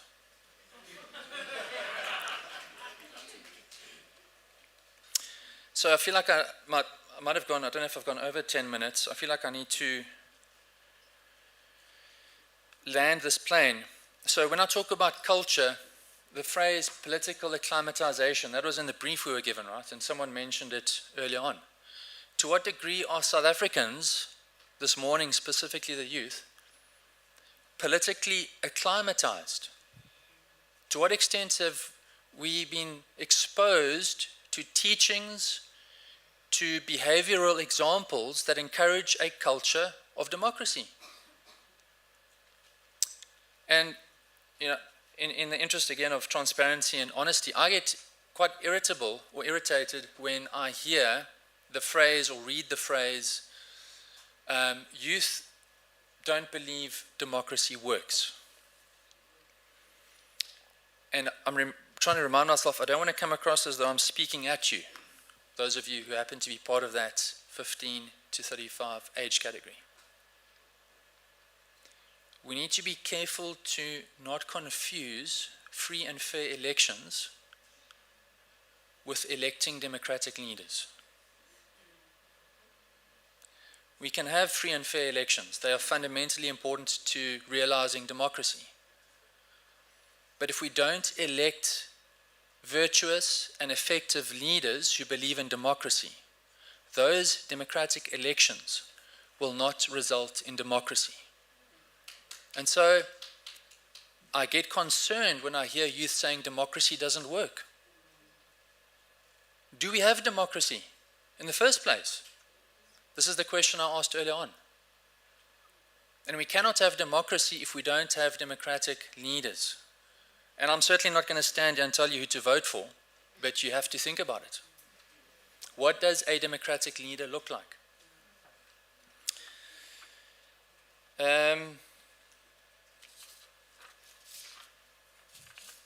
I hope that I've given everyone some food for thought. Maybe just one more thing, and it's something I skipped. I should have said it earlier on. It's part of the answer to the question, what's getting in the way of formal youth political engagement in South Africa? And our MC, I think you spoke about youth voting from the comfort of their own homes, and I'll finish with this. I'm going to speak more broadly beyond the youth. How many South Africans are comfortable at home? That's not a critique. I'm using that phrase as a, I guess, something to grab hold of.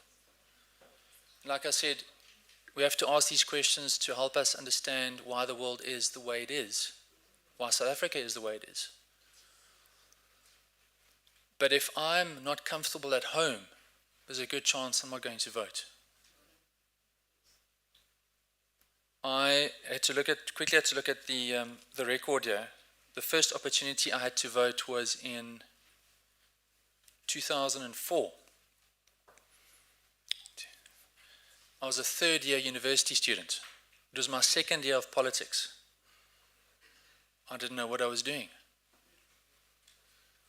If this is true I've already shared some of my background with you. A third-year student, second-year politics.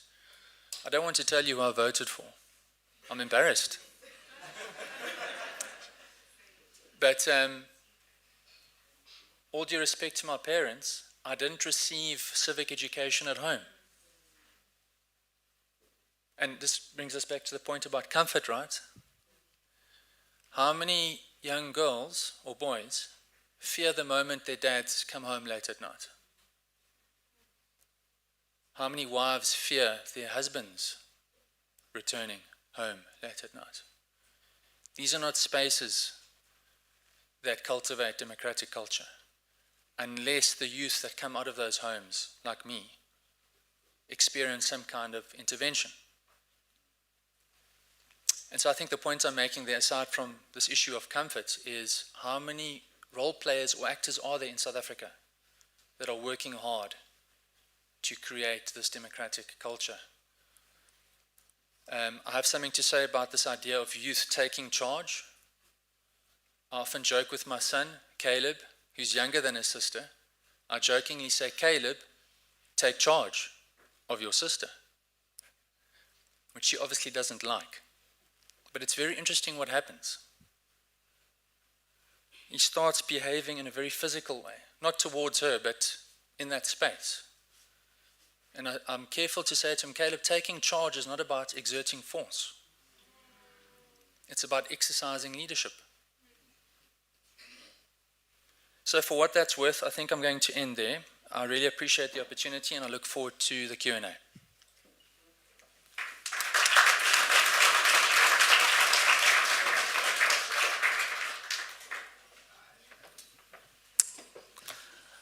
Thank you, sir. We are now getting into our Q&A session. I see people with notebooks and pens. So I am hoping that we'll have good questions to ask. Just as a reminder, in case you have forgotten, our speakers alluded on several issues and that I think we'll just have to highlight so that to lead the questions. We heard about whether we want to have a renewed political trust. Are we still good though? Yes. We heard about wellness, equality, and opportunities, as well as Prof. Stein Kotzer touched on gender and the quality of life. Also, AV spoke on e-voting and the feasibility of e-voting. Khudulu spoke on the importance of democracy and the importance of knowing about or being informed about politics. And then the last speaker, Mr. Craig, spoke about a lot. But my take there is what is getting in the way of us, both in the youth and Alage, but I'll still say us, in the way of us voting. He touched on issues of unemployment, comfort, the spirit of democracy, whether is it revived or does it need to be revived. Spoke about culture, education as barriers that maybe hinder youth going to the polls. So now I would like my colleagues to assist with roving mics, and I would like to see, thank you, sir. Never mind, colleagues. And then I would like to see some hands, so we can take the first round of hands.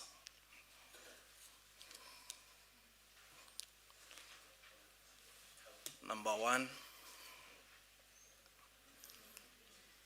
number 2 at the back, number 3. Oh, there's that EFF guy that I was talking about. That big guy there. He's the president of the EFF at Forte. He's my brother. He's number 4. Do you have a fifth hand? Yes. That will be the first round of questions. We take 5 hands in that order, and then we take the second round. Thank you.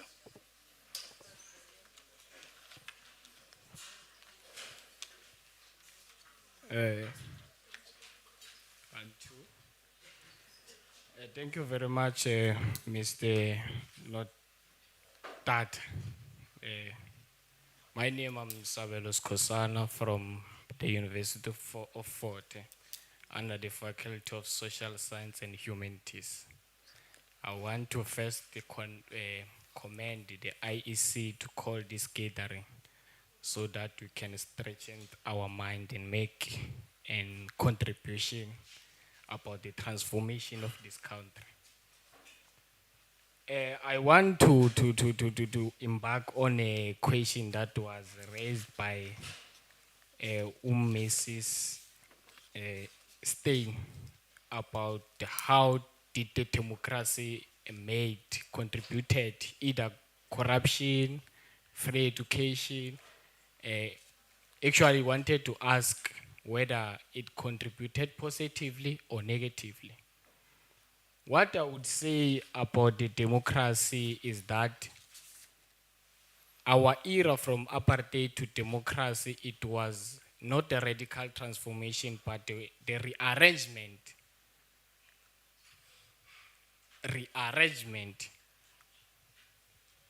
of the system.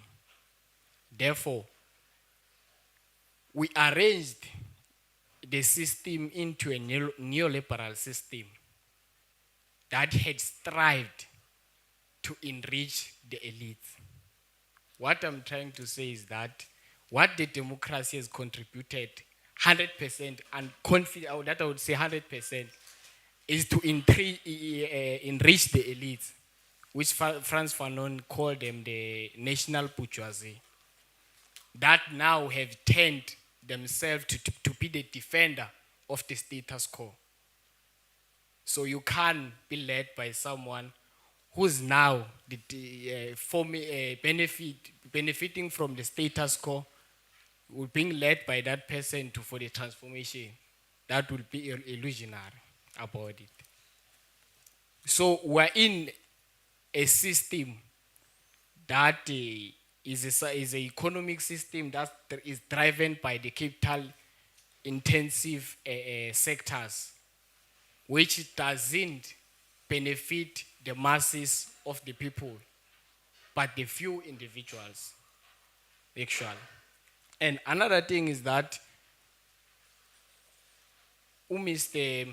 Veneni have raised the question of how the youth, whether the youth they don't want to participate in the electoral voting process. I would answer that as Karl Marx says that a man make his own history make a history not under his own choosing, but the determination of the material condition of that particular time. I want to reference on we make an example about the generation of fees must fall. So now things has changed, the material condition has changed. We would never be radical like the generation of fees must fall. Those institutions has already created the system, the laws to defend itself from the radicalism. So now it needs to be challenged intellectually so. So, of course, the gains of the little privilege that we have gained from this democracy has deceived us to could think that we've reached the point of transformation, most particularly on the youth.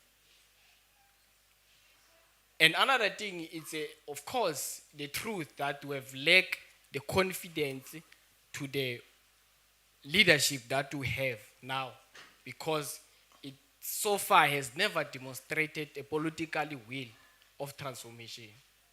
The reason I've outlined is that you can't make a leader for someone who's benefiting from the status quo to lead the transformation. You could never do that. And another thing that I want to touch on is this thing of electoral voting process in voting online. I think Mrs. Mbambo, we are going to have a problem if we are going to rush into. Actually, we want us to catch up with Western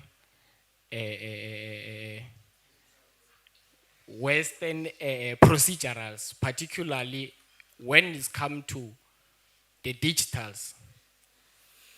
Reality of the matter lately is that in the previous election, I served as a party agent. So I was able to see the incompetence of the IEC, able to identify the incompetence of the IEC. That raises a question that cannot be easily ignored. Number one, we had an issue where I was a party agent at City Hall. Many of the students were voting there. Many of them, they couldn't vote just because we're not appearing on the list, but they've registered to vote. They can able to produce a proof that here's the proof that we have registered to vote, but they were denied to vote. We have the technical clutches. We saw the screen collapsed there. You have raised the question of lack of accessibility of cell phones in rural areas. So if we would say that we are going to rush now to while we are still having the national digital crisis, again in the issue of data is it's too expensive data. So there are people that were not able to afford the data for that particular period of moment so that they can able to vote. That might undermine the public confidence of our democracy. Thank you.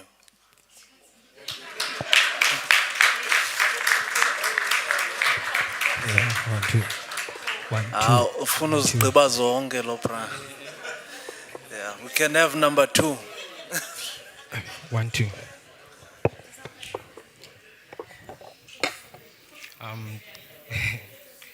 Thank you very much, Program Director. Let me first introduce myself. I go by the name Vuyisa Pikashe. I'm currently doing my studies of law at the University of Fort Hare. Mine is very short in as much as I came here prepared for discussions, but however, along the line, I had picked up some few questions that I would like to first pose to the first speaker, Professor. Yeah. The first question that I want to raise pertains to the sustainable development that you've touched on. So what I want to understand about it, okay, I want to first touch on the 30-year democracy that we have right now. We've seen that there are no changes. Instead, the issues are emanating. So I just want to ask, since you have touched on the aspect of sustainable development, what are the key pointers that can ascertain us to be sure that we can be faithful that there is indeed a change that is going to happen towards this 2030 sustainable development? And then going to the discussions that I have prepared myself, which I want the IEC wants to take into account. First is the women's participation. So I want to highlight on the historical development of the new constitution, new dispensation of democracy that we have in South Africa. So you would see that most activists or most people who were involved into that transformative process were mostly men. So I think this another reason that fosters the little participation of women that we find into the political space. Secondly, I have noted the oversaturation of political spaces. I stated about the men. If we can take a look to those Mama Winnie who had to, Mama Winnie, like Mama Winnie and Goy, who had to adopt this masculine power in order for them to find the expression to express themselves into this political space. And then going to the youth, I want to touch on the aspect of us being undervalued in circumstances where there are posts that becomes available. So the most issue that becomes a concern is the experience. So that really discourages the youth in terms of being involved because they know that the essential requirement that will be posed to them is their experience. So these are just a few takeaways that I wanted to raise into the IEC. Thank you so much. Thank you.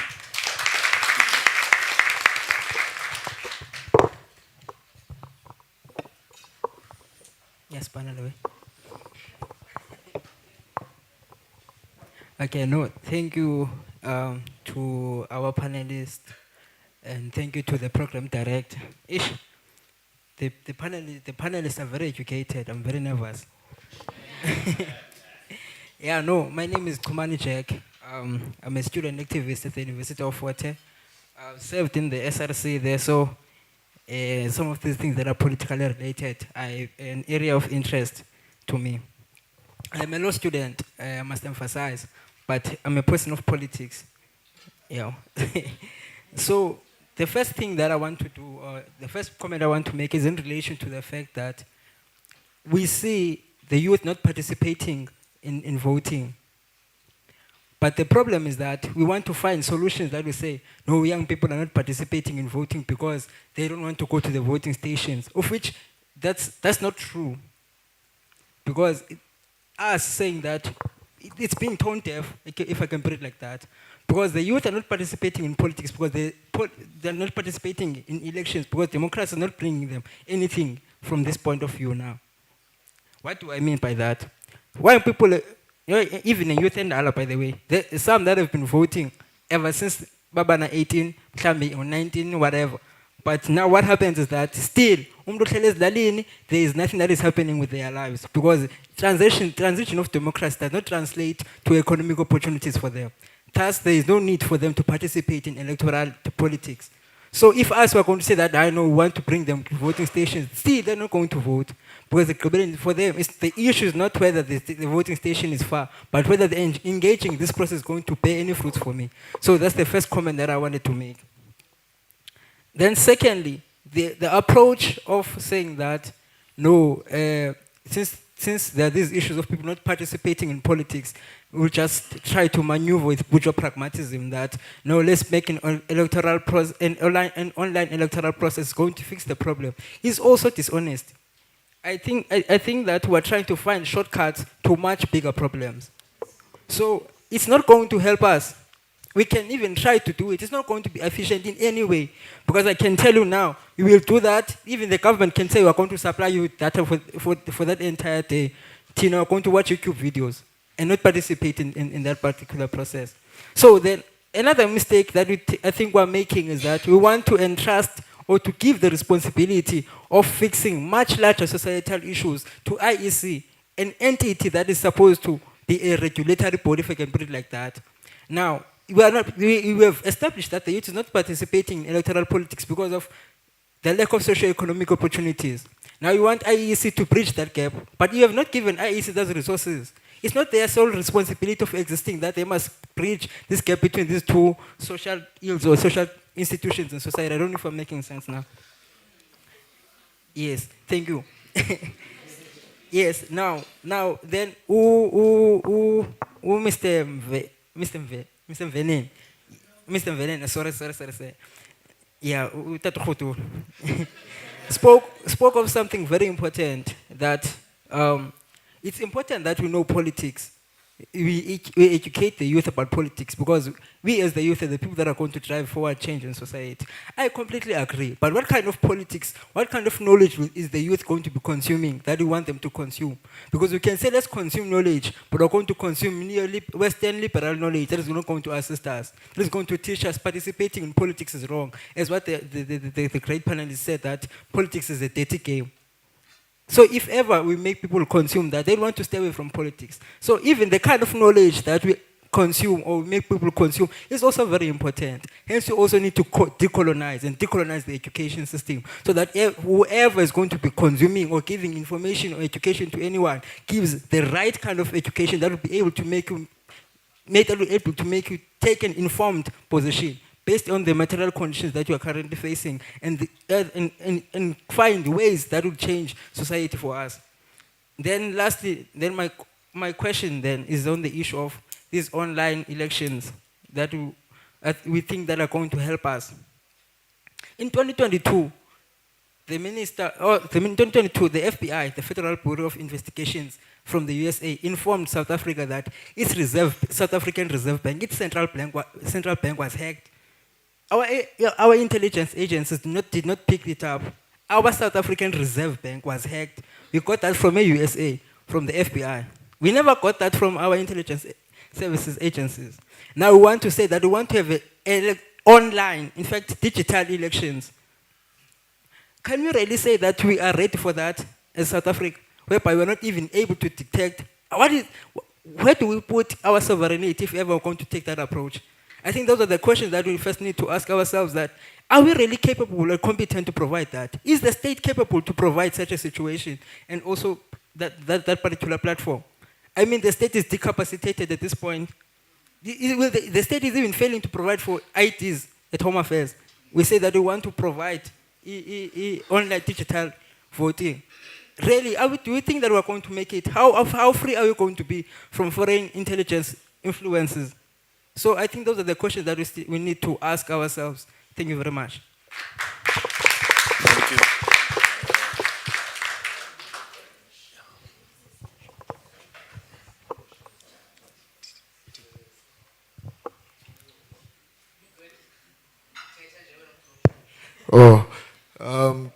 Greetings to the House at large, most particularly the program director and the panel members. Mine is very short. The speakers have already alluded, but I want to direct my concerns with regards to Mr. Mr. Venen Tadokhotolo. He mentioned that the youth must participate in electoral elections, but it's really unfair for the South African youth, in fact for the youth at large, because participation in voting is aligned with politics. Not every young person wants to be involved in politics. Some wants to be general, peer educators, non-partisan and whatsoever, but they are forced to rally behind a certain political organization or a certain candidate. Now, I think that with regards to that, there is a need for, because IEC is kind of taking this duty, IEC must probably invent a committee that will run these kind of programs in all over South Africa. They must not be done in the eve of elections. You see such programs now, you will see IEC visiting rural areas next year around May, I mean, on the eve of local government elections, of which is wrong. The youth in the villages do not see the need of voting. Because you vote, you are promised everything. When you go and apply, you know that this job is for APC and D, of which that is wrong. Then I want to go to Mrs. Yes, you mentioned something about the gender quota. I have a problem. They know me. I have a problem with the gender. Why? I'm not saying males or females must do A, B, C, and D. But the problem is that we will think we're taking the best amongst the rest. It has been depicted recently with the Minister of Higher Education. They took a minister, prematurely took her to parliament.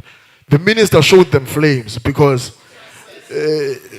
I don't want to say she's incapacitated, but we really need to look into this thing of gender balance. I'm not saying that females or males must participate more. It is really important for everyone to participate in all these kind of spaces. But you must have a certain criteria to identify people to represent those who voted for them. Then let me come to Miss Mbaye. Mrs. Mbambo. Yeah, with regards to the e-voting. You know, I've been at Forte for a couple of years now. They've been voting with online elections. There was IEC before, then there was these private companies who ran elections. I can tell you now, they do not change anything with regards to people who are voting. The numbers remain the same. You will find out the difference in the margin is only 250 or less. So, taking elections to an online system just because we want to lobby the youth, we want the youth to vote once they are in their comfort zones, I don't really think it will assist us in a sense. What we need to do is to go to the youth wherever they are. We must conscientize them, tell them the need, the importance of voting. That's why we fail. All of us. So I think it is premature for the e-voting, honestly, especially in South Africa. And I was glad you mentioned this, that we do things online, but when it comes to politics, it's something else. And it's really something else because we know politics, there's always manipulation wherever. There's a guy that once said that everything that is automatic, it always has a manual. So we don't want to play any games with regards to that. Then I want to re-emphasize this, Mr. Outreach, Mr. Notat, that you must go to rural areas. Do not find comfort by convening this small number of youth and think that you've convened the Eastern Cape at large. That's because you went to Forte, Rhodes, NMU. There are people in deep rural areas. There's Duncan Village. Let's convene that youth because they've got power. The power that Mr. Venve mentioned, that the youth has power, but the power is in the ballot. So we really need to IEC to zoom in those spaces and assist the youth in participation in voting. Thank you.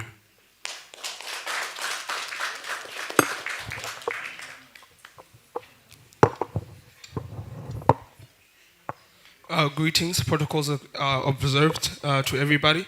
My name is Wisanani Wakonomchacho.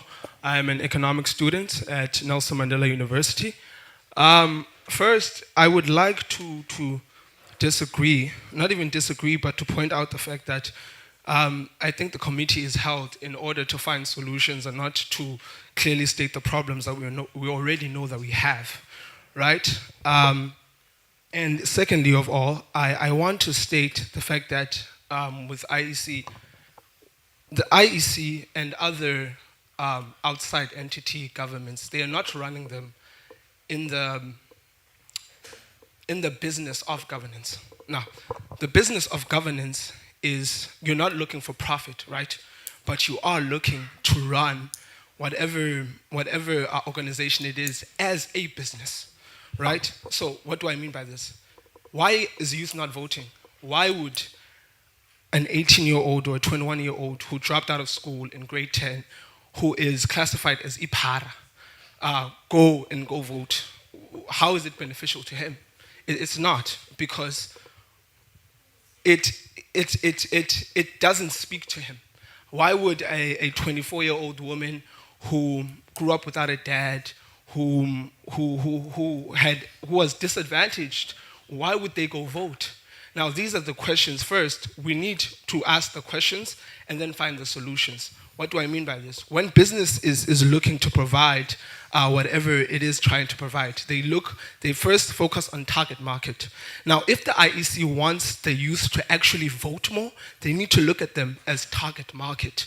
Now, what are these target market strategies? You need to make voting look cool to the youth at large. You need to genuinely make voting look cool. Unfortunately, I don't know who the CEO of the IEC Commission is. Does anybody know who the CEO is? I don't think anybody knows. Because we don't know, because it's just not cool. You know, it's not cool. First of all, you need to actually have a face, even if that person is not formally employed, but you need to have an actual face of the IEC to say, you know what, I saw Trevor Noah voting, I'm gonna go vote. You know, because you have someone, because that's how the youth works. TikTok, Instagram, it really needs to be focused on that.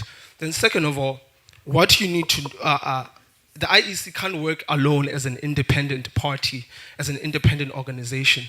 It needs to be more integrated into the education system. One, it needs to be more, what do I mean by that? Voting should be taught in life orientation. Life orientation is one of the most important subjects because you learn to say no to drugs, no to this, no to this.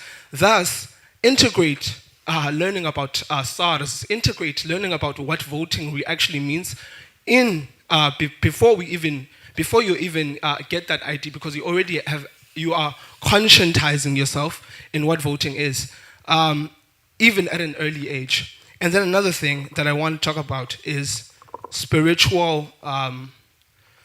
The spirit of democracy, specifically to Craig. The spirit of democracy and in the church, what do you think a revolution is in your ideal, and how can we mitigate or rather integrate, but still keeping the differences between the church and politics? How can we combine those two things now? Because if you look at the church with past European colonialism and all of the things that happened, you look at the church and you think, Christianity came because of this, and it was used and it was weaponized in order to keep people under, right? But then now, how can we use that same tool to make people be more aware and actually want to participate in politics without it being seen as a dirty game? Thank you.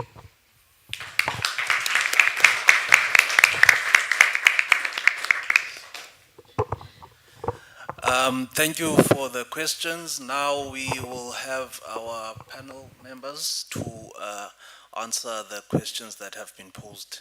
Thank you. Over to you. I think the mics will be coming. Thank you. Thank you so much. I'm going to start with our corner of political animals, as we have have called them. I don't know if you noticed, today's very hot, eh? It is. It's quite hot, right? And I was wondering, is there a place where I can swim? That it's fine for swimming and not fine for swimming. That I will not get a fine if I go swimming, but that it is okay for me to go swimming.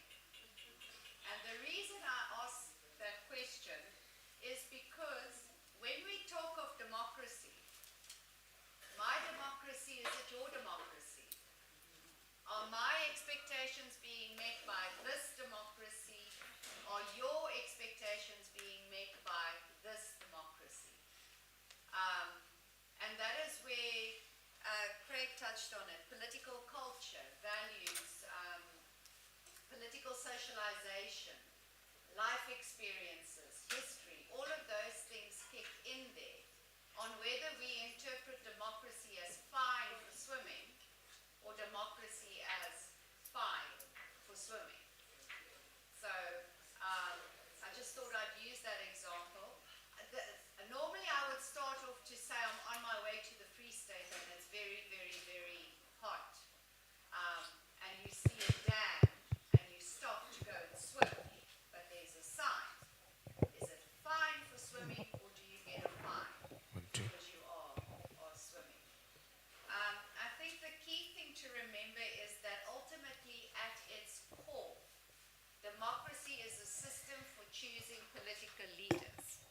for choosing political representation at its very core. If you take it down and break it down to the basics, which is the core business of the IEC, correct, is to facilitate the process of enacting the popular will of who the leaders are. The institutional or institutional arrangements, the Constitution, the Bill of Rights, all of those institutional structures facilitate the human rights architecture that we call democracy. But whether it has delivered on our expectations, as of course depending on where we sit, right? On which side we sit. Democracy at 30, change versus stagnation was the question that I got. And will we head towards SDG 30? I'm very sorry, my crystal ball is broken. Completely broken. But ultimately, when we look at the global picture around progress towards youth empowerment, gender equality, I'm going to focus on those two in particular because that is our focus today. There has been a lot of progress, but at the same time, there's also been a lot of backsliding. We need to remember that context matters. So when we are talking around, let's say, gender and youth empowerment, NGO funding becomes quite important for programs in order to facilitate this. But if you are in a global environment where NGO funding is becoming less, then you do start seeing some backsliding in terms of those programs. It's not a uniquely South African issue. It is more of a global conversation around how, again, the international structure, right, drives the type of economies, you, economics student, drives the type of empowerment economies, if you will, that we found. Oh, the gender quota. It's always an interesting question, and I don't even know if this is on. It's always an interesting question, I think, for me, given that when we talk about politics and gender quotas in the country, it's still a rather sensitive issue, firstly, and secondly, it's also a little bit of a new conversation that seems to be emerging, especially within the literature. There are countries, as I've mentioned, Rwanda in particular, that have taken a very solid stance on we will have gender quotas. This is how we will advance women's political empowerment. And they have had a lot of success, but that said, there has been sufficient empowerment programs to prepare women for positions of power, or alternatively to put women in the correct positions of power for which they are already qualified. And the same would go, I think, for male counterparts as well. If a male minister is ill-prepared for a position, then it might get difficult too. The one thing that I can say is that international development research has shown a positive correlation between HDI scores, so Human Development Index scores, gender empowerment, as well as youth empowerment. And that is something that we need to keep in mind. I don't know if I'm missing anything, except my coffee.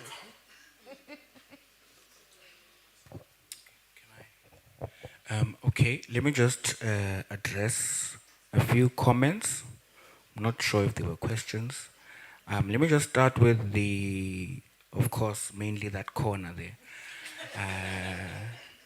So I want to first say that in terms of actively encouraging your peers to participate formally in politics, I think one needs to be able to make historical reference.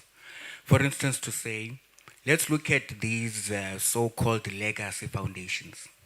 that have pulled out of the national dialogue, for instance, right? So you see all of those foundations, something Susulu Foundation, Biko Foundation, and so on and so forth, Mbeki Foundation, right? Now, if you look at those foundations or those names, those were actually our parents' heroes. Our parents went out in 94, they went to vote, and those were their champions, right? Now, we are in South Africa 30 years later, and we are saying we aren't going to take action unless something happens.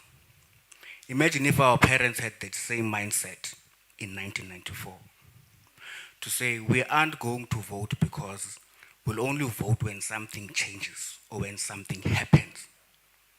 And so that was the breakthrough where we had political independence, right? And I think 30 years later, as young people, we must think around what is our, or who are our champions? Because obviously we can't have the same champions as our parents, right? So we must think, who are our champions as young people today? And how do we organize and make a change through the vote for something to happen? I can assure you nothing will happen if we abstain or if we boycott the election. Those who do go and vote will continue to make decisions on our behalf while we sit and protest. So my view is that let's try to approach this from that angle or from that perspective. And also, I think, building on what Craig said when he was speaking about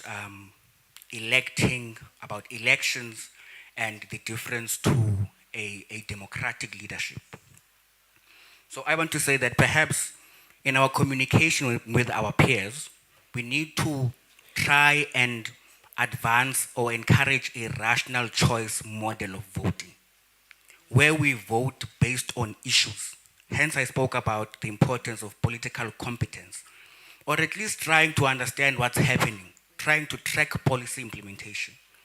So if we vote based on issues, not to vote based on necessarily identity, or to vote based on the idea that my father voted for this party, my grandfather voted for this party, so automatically I'm going to vote for this party.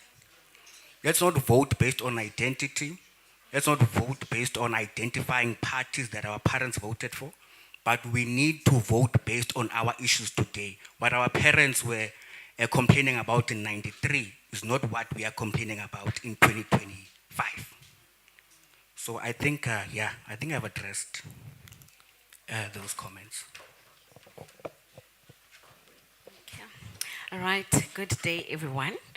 Okay, I think it's true when they say that the group that identifies with being political animals, it's that one at the back.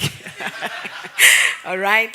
But sitting here today and listening to the young people posing questions at us, coming from previously disadvantaged areas, we're seeing Forte students. I am so proud. I am a Forte graduate, and when I see you guys coming, yes.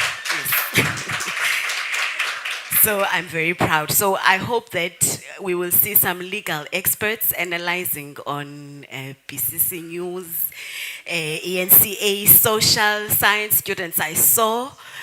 So yes, this is the way to go. We start like this. I want to answer the question that this voting issue or this voting method is a Western issue. Remember this. South Africa, we've got our own electoral management body. And we have a vision. And that vision is to be a preeminent leader in election management. Now, what is the duty of a leader? A leader is somebody that identifies a gap or a problem and tries to address it. Now, the problems that we have when it comes to electoral management, the beauty of democracy is that it's not unique to a certain area. It's got a universality element to it. So, if we are saying that we are bringing e-voting, yes, e-voting is not a unique concept to South Africa, but are we really addressing Western issues or issues that are experienced on the ground in South Africa? Is the issue of long queues a Western problem, or do we also experience it in South Africa? So when we say we want to address these issues, and it's not only one issue, I'm just making an example of the long queues. So we must be careful not to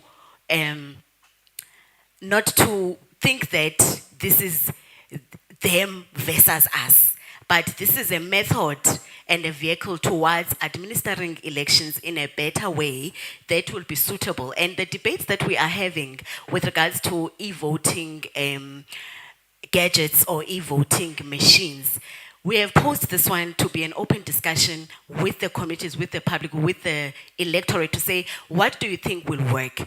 I was happy to hear respondents saying that, hang on, but there is cyber security threats and they're coming from outside. Our own security intelligence agencies were not able to pick that one up. Then we must find ways so that this model that we are going to be adopting addresses those cyber threats that we have identified. But to say that it's a Western issue, I don't think so. Another issue that I want to talk about is the issue of activism. Our colleagues have been speaking about being a part of the process.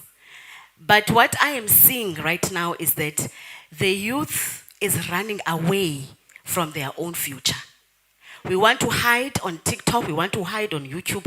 I was actually very catched when one of the respondents was saying that if you guys have all these ways of making elections appealing, yes, you can try to make it appealing, yes, you can try to enhance the systems, but the crux of the matter is that democracy is not working for us. And if it's not working for us, then we are going to run away. Is running away a solution? No, because it's not going to solve the solution. And remember this, your future does not start tomorrow, it starts today. So you work on it today. So I want to also just paint a picture to the young people that if you are not a part of the process, then the process, the process is going to leave you behind. And you are going to find yourself in a space where you're always complaining. So what we are trying to say, when Mr. Mvenene actually alludes to say that be a part of the process, get involved. And if you see that the policies are not working for you, find ways of channeling those policies so that they work for you.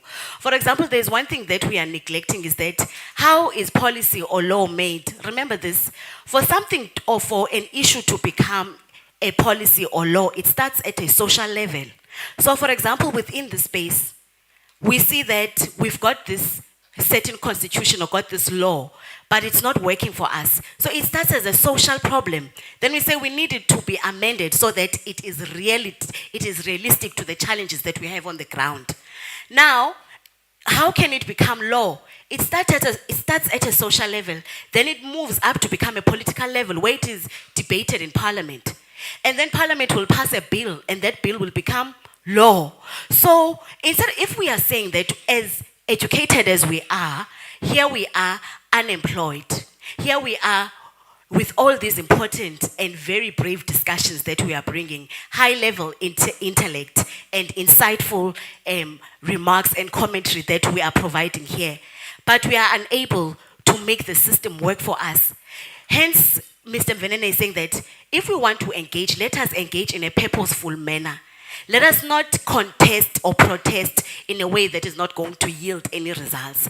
Rather, let us raise uncertainty, let us raise engagements, and when we go to the ballot papers, we go there at an informed perspective and in a manner that is going to work for us. Then also, I like the question that comes across to say that we need to also engage with our social influences. To say that voting is not appealing to the young people. It's not convenient and it's not flexible enough. It looks rigid. Unfortunately, that is how government sometimes operates because they don't want to find themselves in contravention with the law. Remember this, everything that we do is legislated, and everything that we do is within the confines of the law itself. So that is why sometimes you will find that the government will only, after everyone else has moved away from Facebook, only then you see them on Facebook. And when the whole country has moved to TikTok and Instagram, only then they are planning to go on Instagram and TikTok. So these discussions are good to have. It's good to listen to what you guys are saying so that we can integrate and have units within our departments and our various institutions that are going to propel for this change that is relevant and suitable and appealing enough for the young people.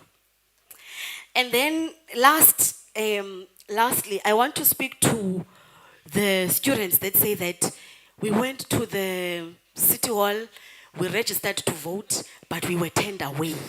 Ne? Imagine if we had e-voting and you were able to vote without restrictions. Would you be turned away from the voting station? No. I want us to not look at everything in a negative manner. But if you are somebody that wants to be progressive and wants things to work for you, let us not look at it in a negative manner.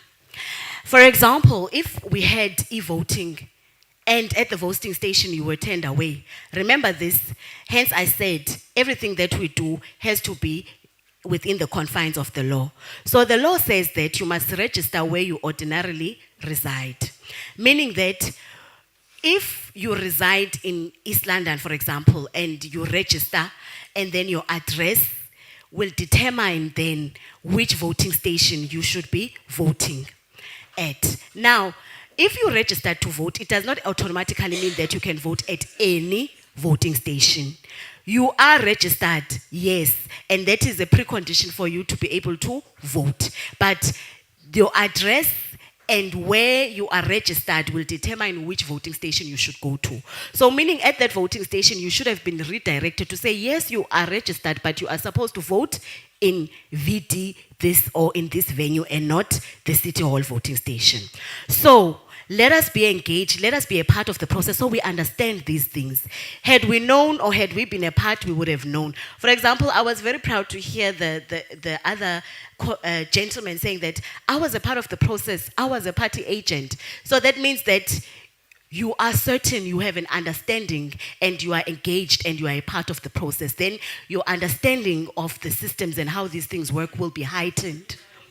Thank you.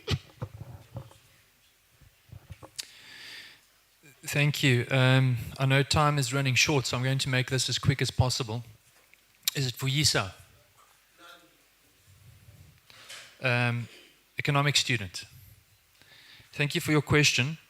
Perhaps before I get to that, just very quickly, because what I'm about to say, I think ties in with what you asked. This notion of Western issues, Western thinking, and I think it relates to what I said about decolonization earlier on. Is it important to ask where information comes from? Or ideas or ideologies? Absolutely. But I think it's more important to ask whether ideas are beneficial for humanity. Does that make sense? In other words, it doesn't so much matter where this idea comes from. The question is it applicable to human development and prosperity and security? So if I may quote China's paramount leader from 1978 to 1989, Deng Xiaoping, who said, "It doesn't matter if a cat is black or white. If the cat catches mice, it is a good cat."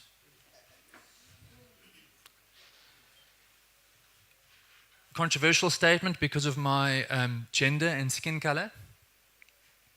I think, I'm going to say we Africans. You know, there's this expression about someone having a chip on the shoulder. I think we're inclined to behave in that way, and understandably so, because of our continent's history. But I think we need to be careful of that understandable emotion We need to manage it so that it doesn't get in the way of our perspective. And that's why I'm careful about, I'm all for decolonization, but I first want to know what you mean when you say decolonization.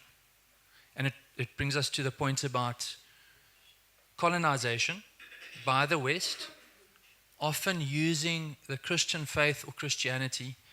You use the word weaponized. I'll do my best to answer your questions as briefly as possible. Theses have been written about this or ought to be written about it. So let me do what I can to satisfy your questions. Let me leave the question of revolution to the end, if I may. I grew up as a young boy and teenager with a grandfather who was a World War II soldier. I'm just giving context. After my studies at Rhodes, I joined the SANDF. This was 2010. Why do I share this with you? I don't have an issue with arms or guns or weapons. If I had, I wouldn't have entered that context willingly, but I did. I appreciate the military. I appreciate any police service that does its job, because these institutions have functions that need to be fulfilled. Why am I talking about weaponry or arms or guns? Because you used the word weaponized. The issue is not whether I like or dislike a pistol. The issue I have with a pistol is how it's used. I am a Christian. I don't ask, well, I do ask, who is Christ? And when I have the answer, I'm at peace about it. The next question is, how do people use Christianity? Christianity per se isn't necessarily the issue. The issue was, how did Western governments exploit the faith for political reasons? I say Western governments in the historical context, but we have several governments in contemporary times, some of them in Africa, who exploit religion for political reasons, irrespective of what that religion may be. It could be Islam, it could be Christianity, it could be traditional African religion. And that exploitation will never end. The best we as citizens or youth can do is be aware of it, manage it, and mitigate it, advocate against it. And the primary tool in response to that reality is education, something I spoke about earlier on. You mentioned the combination of church and politics. The church is part of wider civil society. I'm all for the church encouraging, and it has the potential to do this, I'm all for the church encouraging political engagement. But there's a difference between that and church taking charge of governance, specifically civil governance. And that's why this idea of church-state separation is so important. It's a very loaded idea that needs a proper conversation to understand it. But many people hear church-state separation, and they think immediately the church and state should have nothing to do with one another. That is not what church-state separation means. It just means that each one of those bodies have a specific responsibility, and the church must stick to its responsibility, and the state ought to stick to its responsibility. And that's why I don't believe a church leader, or whatever word you want to use, reverend, pastor, dominee, muruti, that person shouldn't be a political leader. He or she needs to resign their position and then move into the other lane, and vice versa. I don't know if I'm getting close to, or if I've already answered your question, but just to be clear, yes, the church does have a role to play as part of wider civil society. But just because, even if a local church decides to play that role, it needs to do it carefully, according to how it interprets Scripture. That on its own is a separate conversation, but also according to the Constitution. And it has to keep human development front and center. For me, since I'm part of that organization or body, and we're talking about the potential for the church to play such a role, I believe that someone who believes you are created in the image of God, that is powerful incentive for me to look after your interests. And if only for that reason, I think, again, the church has a role to play. I haven't answered your question about revolution. When we ask what revolution is, we're actually asking how should change take place. And I define revolution as quick or immediate, often violent change that turns the status quo upside down. I personally believe in change that is not revolutionary in the violent sense, but that is carefully considered based on scientific, not Western, scientific principles, and again, that aims at human well-being. That means it's inclusive, it's sustainable, and it's just. Thank you.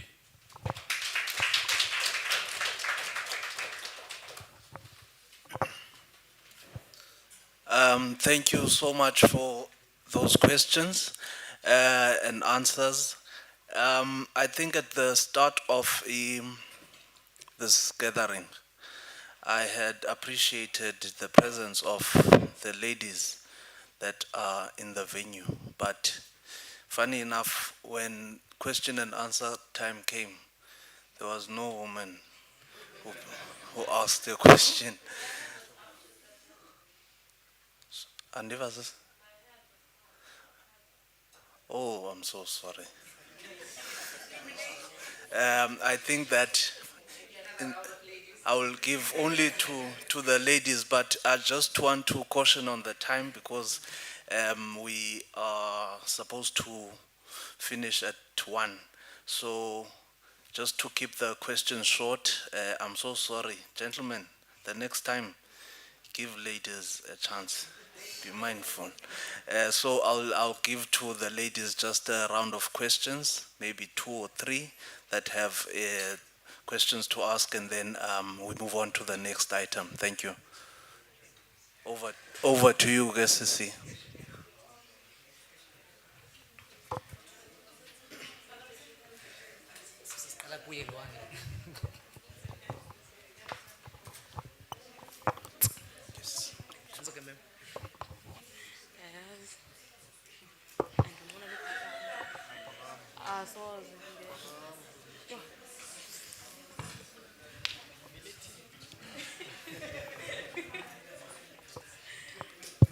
Yeah. Thank you so much. Greetings to the house. My name is Sisi Port-Kalisisa, and I am a student activist at the University of Fort Hare, and I'm also a law student. I have a problem with speaking after these ones. I know these ones that you call political animals. I know them. These ones, oh, you can't speak after them. And I'm also like partially captured by the previous speakers. But what I wanted to say, my point was, I don't have a question though. What I wanted to say, my discussion was on the IEC saying the youth is not lazy to vote. Ne? It is not lazy to vote. Tina, we're not lazy to do anything. We can do it. It's just that there has to be courage, and right now the youth is very, very discouraged. We are very discouraged as the youth because why would I want to go and vote for people to sit in parliament and deliberate on a future that they may not be present in tomorrow? So we're going to have my Saturday speaking about my future, but AG, will you be there tomorrow to experience that same future? So that's the reason why we are so discouraged to vote. And also on the visibility of the ICC on the ground, of the IEC on the ground. I won't lie, I'm from Ekailicha, Harar, and Lovin. and I'm going to say ilokish and even up on the informal settlement in Lovin, I have never seen an IEC official on the ground there. Tina, I don't think like as a community like Pana in Lovin, I think only 50% of youth in a phone Pan.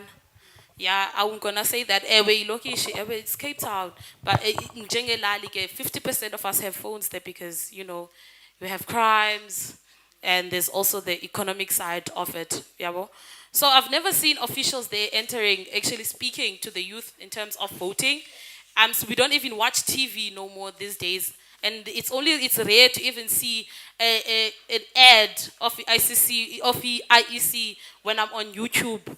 They're watching a vlog ka Grace Mundlana. I have never seen the IEC passing by saying, "Hey, hi, I'm here. Can you please register to vote?" Like I'm saying.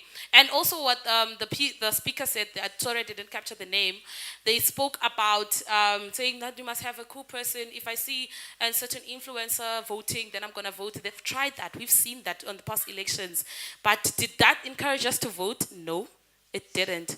And also on the part of the e-voting thing, it sounds good, I'm not going to lie. Fourth industrial industry is coming. 2030 is here. So anything that has digital, it's needed. It's like, yeah, we are developing in that. But this is South Africa. This is South Africa. That's the first thing that we have to think. This is South Africa. South Africa doesn't actually invest much in technology. Out there, our money doesn't go on technology. We are underdeveloped when it comes to that. Where we are, even though our development is very stagnant at the moment, but we have to also bear in mind in saying that if our resources, we don't put it in things like innovation and technology, some things are just going to be very good on paper, but practicality, it's very, very debatable. So that's what I wanted to say. But as the speaker said, a lot still needs to be done. A lot has been said. It's time to do now. So we've been having these conversations.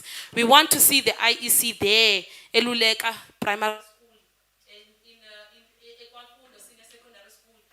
We are there, 18-year-olds are there. They just don't know what even IEC is. They have no knowledge. So we want to see them on the ground. We want to see them where we are as young people. Yeah, well, thank you very much.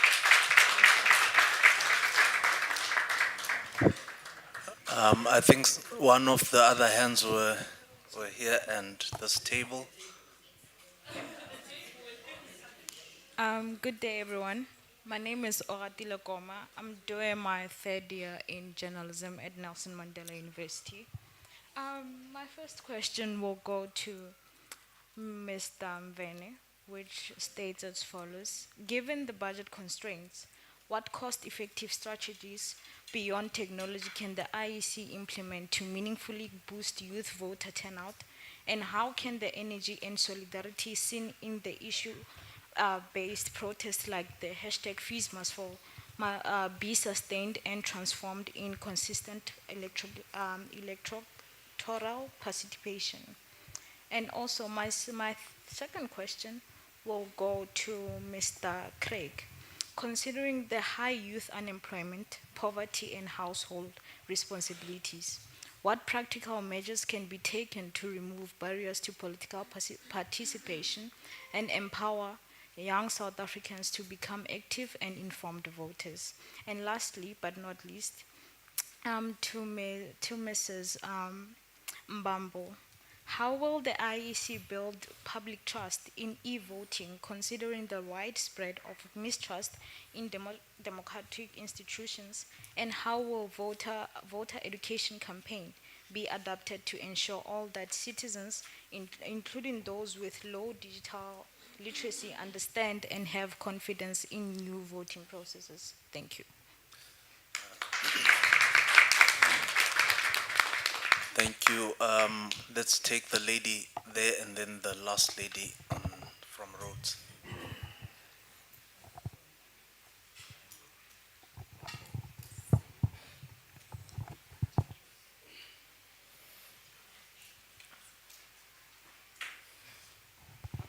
Okay, thank you very much, and sorry about that.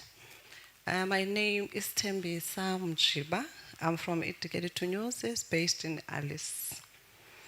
I know that we may sound as if we are repeating ourselves, but it is equally important to give credit where credit is due. Having said that, I would like by commending IEC for this kind of engagement and for inspiring our youth to become responsible and active citizens of the Republic of South Africa and empowering them with leadership skills. My first question was going to be directed to Uprof, but Uprof, as I can see, is no longer with us. But definitely, because this is also online, she will also hear my question.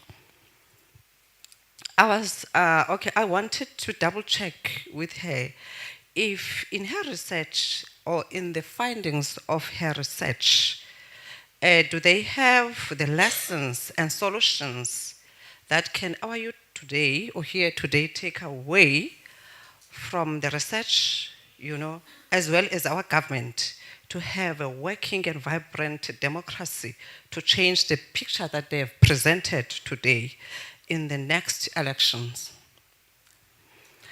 And my question is relatively speaking to the unhappy group of people in her research about our democracy, which is a great cause for concern and aims to motivate our youth today to become agents of change.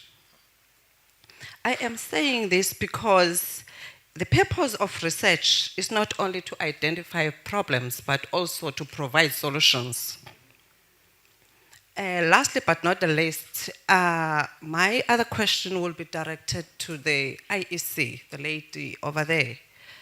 She talked about the voting online and the processes. I know that this is a pilot, guys. Your project, it's a pilot. But, before you embark to any kind of a pilot or kind of a process of changing processes, I think you also need to do a groundwork. Understanding the environment that you're operating in. We are in remote areas. Taking these programs to remote areas, it's also a waste of resources of our country. I am saying this because I am running a newspaper, a community newspaper, which is based in Alice, Raymond Mhlaba. And most of community newspapers are operating in very remote areas where we know definitely, although we want to embrace this new technology and slowly but surely we're migrating to the digital environment, but we know at times it's going to take years and years and years to adjust and fully migrate to digital media. But because it's a trend, we are also, want to embrace all these platforms. And we welcome them, believe me, you or not, and they've got their pros and cons. But as government, you need to do your research before you invest to any kind of research. I thank you.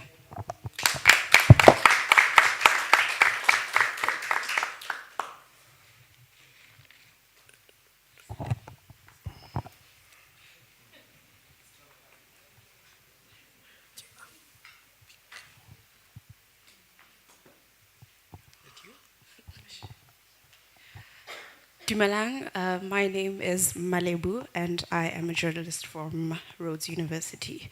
I just wanted to ask the lady here about the e-voting and all that. I think it's quite interesting.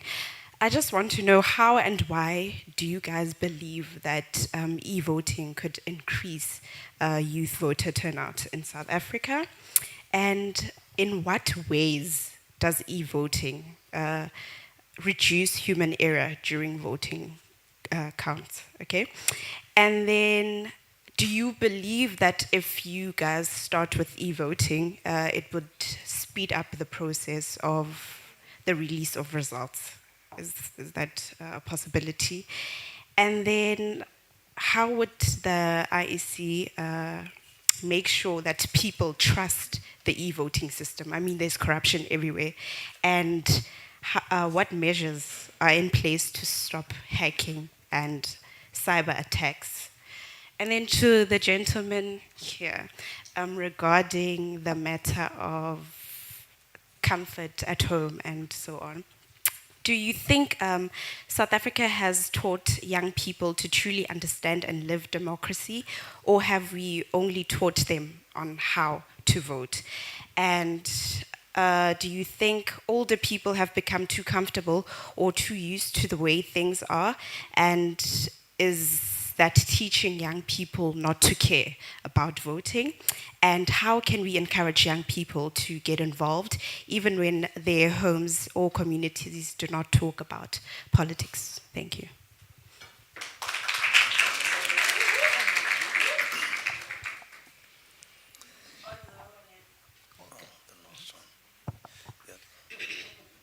I'm very sorry, I know you did mention time. My name is Unati Sonomila Wakakobok. I'm the station manager of Rhodes Music Radio. It might not even be a question. Maybe there might be a question there somewhere. The thing is that I want us to think around the institutions of higher learning. And we've got various institutions right here. And I'll speak from the side of Rhodes, but also having studied at Walter Sisulu. And even if we use those just two as an example, Walter Sisulu is very politically active and, you know, they're robust and we know them for that. And then you get Rhodes where there isn't really much political activity, and that may be attributed to the fact that people want to leave with their degrees. And so if you're in a space where you're not really getting room to actively participate in politics in the place where you're being groomed for leadership, I don't see how then that encourages you to participate when you are outside of that space. Because in essence, ubutrainelwa into yokuba uba nomlomo omkhulu will get you out of school. And so essentially, xa uphuma ke ngoku ubuza bufunde what else? That's all you know. And then we get this whole thing, because Iwusu is so politically robust and that they're seen, looked down upon. Ngabanye abantu to say into yoba abantu abakho progressive bafuna. When we look down on political activism, it already gives the impression into yokubana ibimele uba singabikho involved. So if thina ngendlela esiphila ngayo nendlela esitritana ngayo nesijajana ngayo says that ibimele uba singabikho politically active kuze sibe kanti singabantu aba-progressive, then yintoni ezas encourage perhaps into yokubana sivote, because we're being trained to not say anything, but then simane sinikwa ii-campaigns that say your vote counts, and it's like it's not counting now.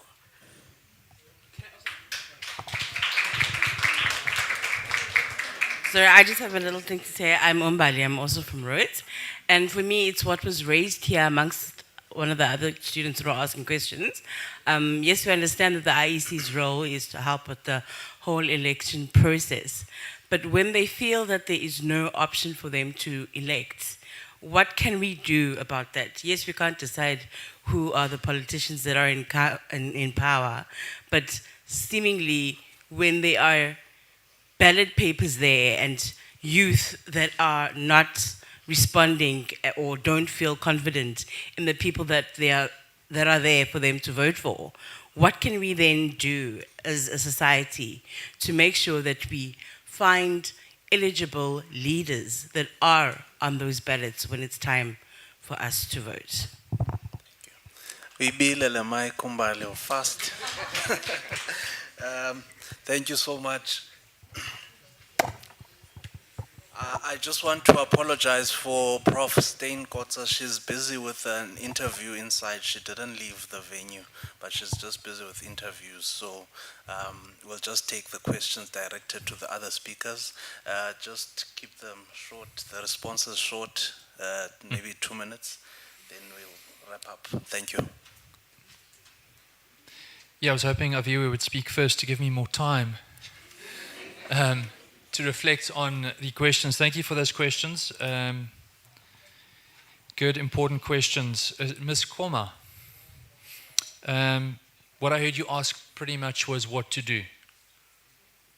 What do we do to bring the youth closer to the voting stations? And I asked that question with you while understanding We need to continue being political animals between elections. As important as voting is, it's not enough. I think the question you ask is a systemic one. What do I mean by that? To respond to the issue you highlight, that we've highlighted here this morning, requires systemic changes. Changes that are initiated by different stakeholders or actors placed at different locations within that system. So one actor, for example, would be the IEC. Another actor would be you sitting here. Another actor is one of the panelists sitting here on stage. So when it comes to youth-led households, and I want to be specific here, for me it's really a concern if it's someone, let's say, under the age 21 years or younger. If we ask, why is a household being led by this person? The first obvious question is, what happened to the parents? I don't think I'm going to answer your question, but we're working together towards the answer. What happened to the parents? Either they died, which for other than natural reasons, which is a systemic problem, probably. Or both or one of the parents left, which means it's a values issue. Now, those parents growing up, it might be that they just don't know better. That doesn't justify it, but it gives us context. So what were they exposed to growing up that prepared them for leading households? And I have to ask that about families within the circles I operate in. I've got to ask it of my own household that I grew up in. If I don't ask that question, if I don't try and understand their context, I'm going to be very hard on them concerning how they parented me. Now, I mean, I'm privileged compared to the situation where a 21-year-old or under is leading a household, but we have to ask those sorts of questions.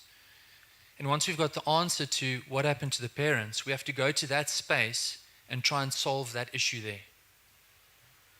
Is it a medical health or service delivery issue?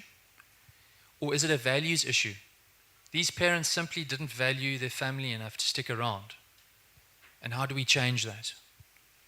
Civil society has a fundamental role to play there. What is every person's worldview? Why do I exist? What is my purpose? And like I said earlier on, do I value myself? I think you'll find very few parents who value themselves and don't value their children. So I'm trying to answer we're working together on this. I hope that's helpful. Then, was it Malibu? Malibu, thank you, from Rhodes University. Has South Africa taught youth about democracy or how to vote? I like that distinction you make there. Because you're asking the question because you know there's a difference. Just teaching someone how to vote, how to process the steps at a station, how to register, is different. It's part of, but not entirely, cultivating a democratic culture. Who is South Africa? Right? We have to be more specific. Have the actors responsible for cultivating a democratic culture done so? The short answer is either no, or if I'm going to be more generous, not enough.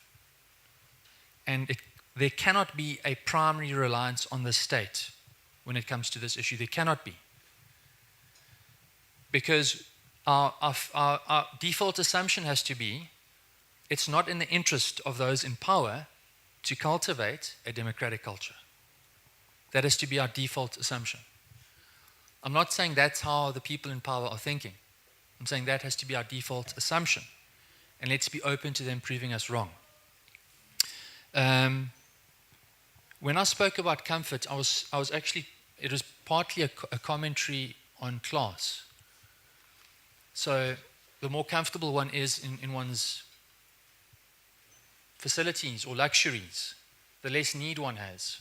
That potentially could turn one away from or prevent one from being as politically active as one otherwise would have been. That said, and I want to be sensitive here, I think it's possible for people who are struggling to get comfortable with their struggles. I say that respectfully. I think it's possible. I'm not saying that's the case with everyone, but it is possible. In East London, I think we all drive past homeless people virtually on a daily basis. And I can't help but think, if I were to offer this person a job, hard manual labor, would he accept it? Or is he comfortable in his circumstances, as horrendous as they are? So I don't know if South Africa's youth have become comfortable in their circumstances. What do the figures tell us? If the youth isn't voting, does that mean they're comfortable with their discomfort? And that's why I said early on, I might be wrong. My view is that the more uncomfortable things are, the more politically active we should become. And we can't be politically active with the hope that we arrive at certain results without voting. And when it comes to the options before us, we have to accept and make peace with the fact that it's always going to be a choice between, if I may use this term, evils. Party X, Y, and Z. Which of the three options, for me, is the lesser evil? I don't have to like the party. How can we encourage young people to get involved even when their homes aren't talking politics? I was just privileged to have people intervene in my life to change my way of thinking. So the answer to your question is, you have to. I have to. We have to go into circles like this, and we have to start conversations with people that challenge the way we think.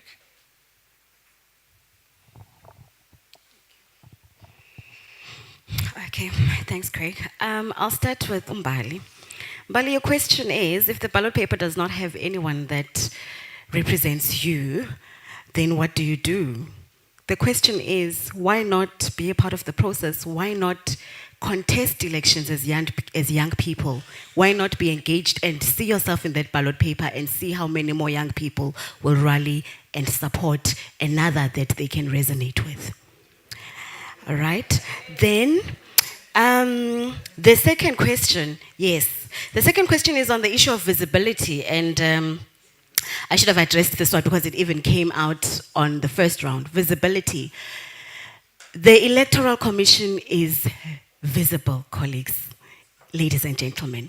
We have a program that we call School Democracy Education Program. We identify schools, whether at tertiary institutions. For example, even Forte, I'm very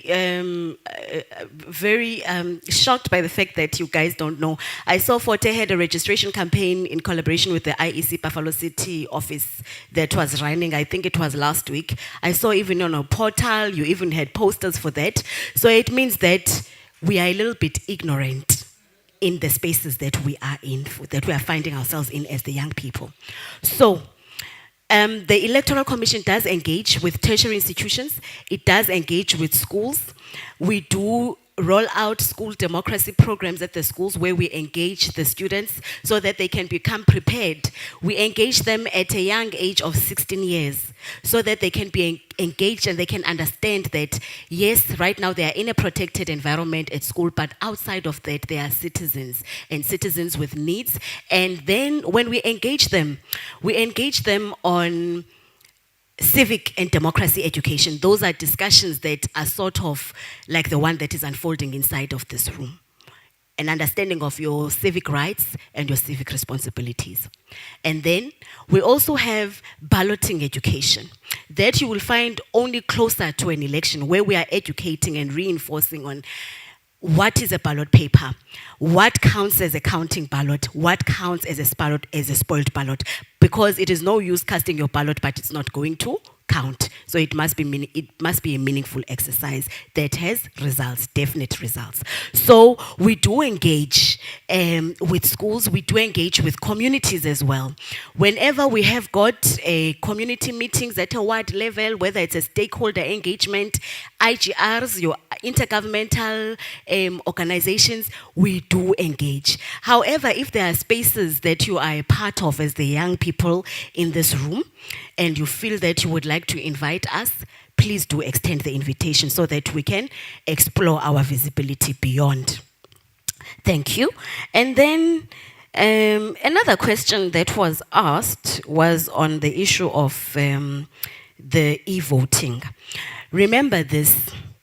This is one of those steps that we are taking. Remember, you said for us to have research or for us to adopt a model that is going to be winning or championing what we are trying to address as IEC South Africa for our electorate, then we need to understand what the people are saying on the ground.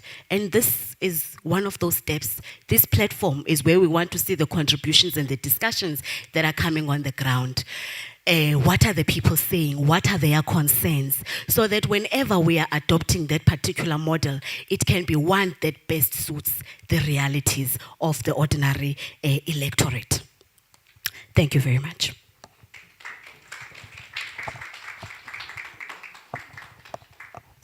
Okay, so I'll deal with the two questions. I think one, they were both from the student here. The first one spoke about the funding constraints of the IEC, right?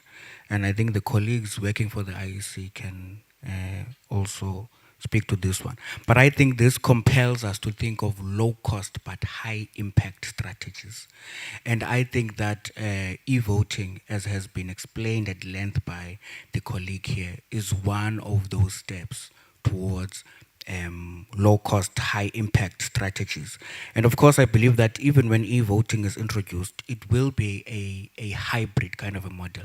I do not think that you will only be compelled to vote electronically. You will be able to go to a voting station if you prefer the traditional paper-based voting method. I believe that you will be at liberty to make that choice.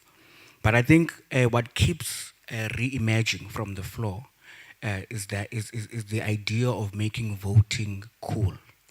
And perhaps I think the colleagues can consider that instead of, for instance, paying, for, expensive ads on YouTube channels, on the SABC, and so on and so forth, perhaps colleagues can consider seriously partnering with micro-influencers. Because let's be honest, what matters most is reach and not fame. And most of us as young people, we are extremely connected to micro-influencers, to a point where if they fight in the Eastern Cape, we are all stuck discussing why our micro-influencers are fighting within Ipondo, right? And I also think that we need to strengthen our partnerships. For instance, universities and the IEC. I believe that it shouldn't just be for TE, it should be all universities that are sharing information from the IEC on their email systems to our students, whether it's a by-election, whether it's a registration information, whatever it may be. Our universities, I believe, carry a civic responsibility, and they must help in expanding the reach of the IEC. Again, I'm responding within the resource constraints that the IEC faces. In fact, if you Google this or you look it up, you'll find that in 2021, there was a medium-term expenditure framework that declared that the government aims to cut the IEC's budget by 800 million within a space of 3 years.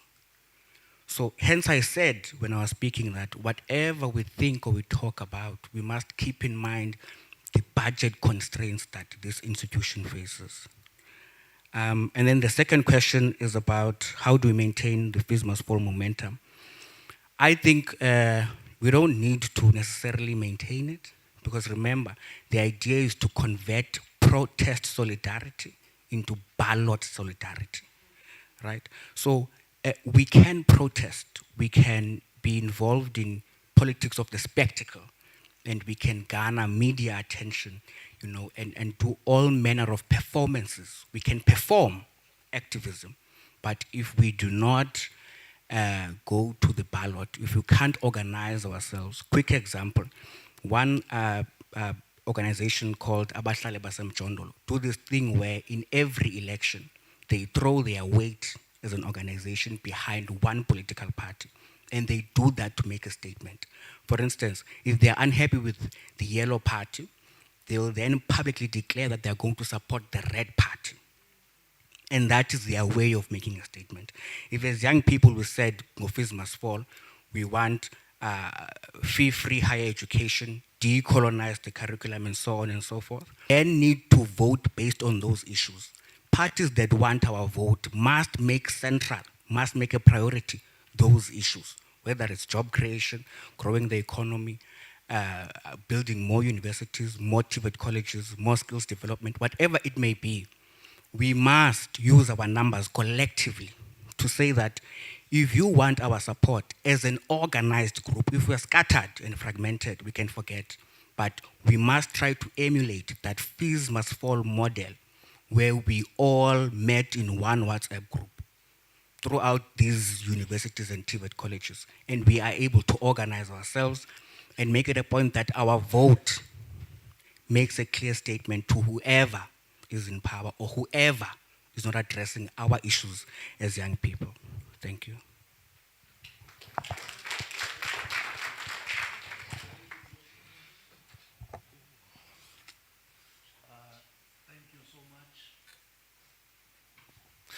Thank you so much. Now we are done with the Q&A session.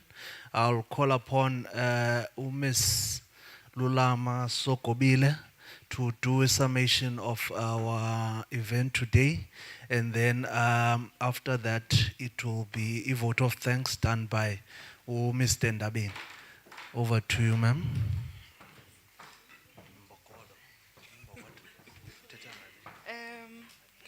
Okay.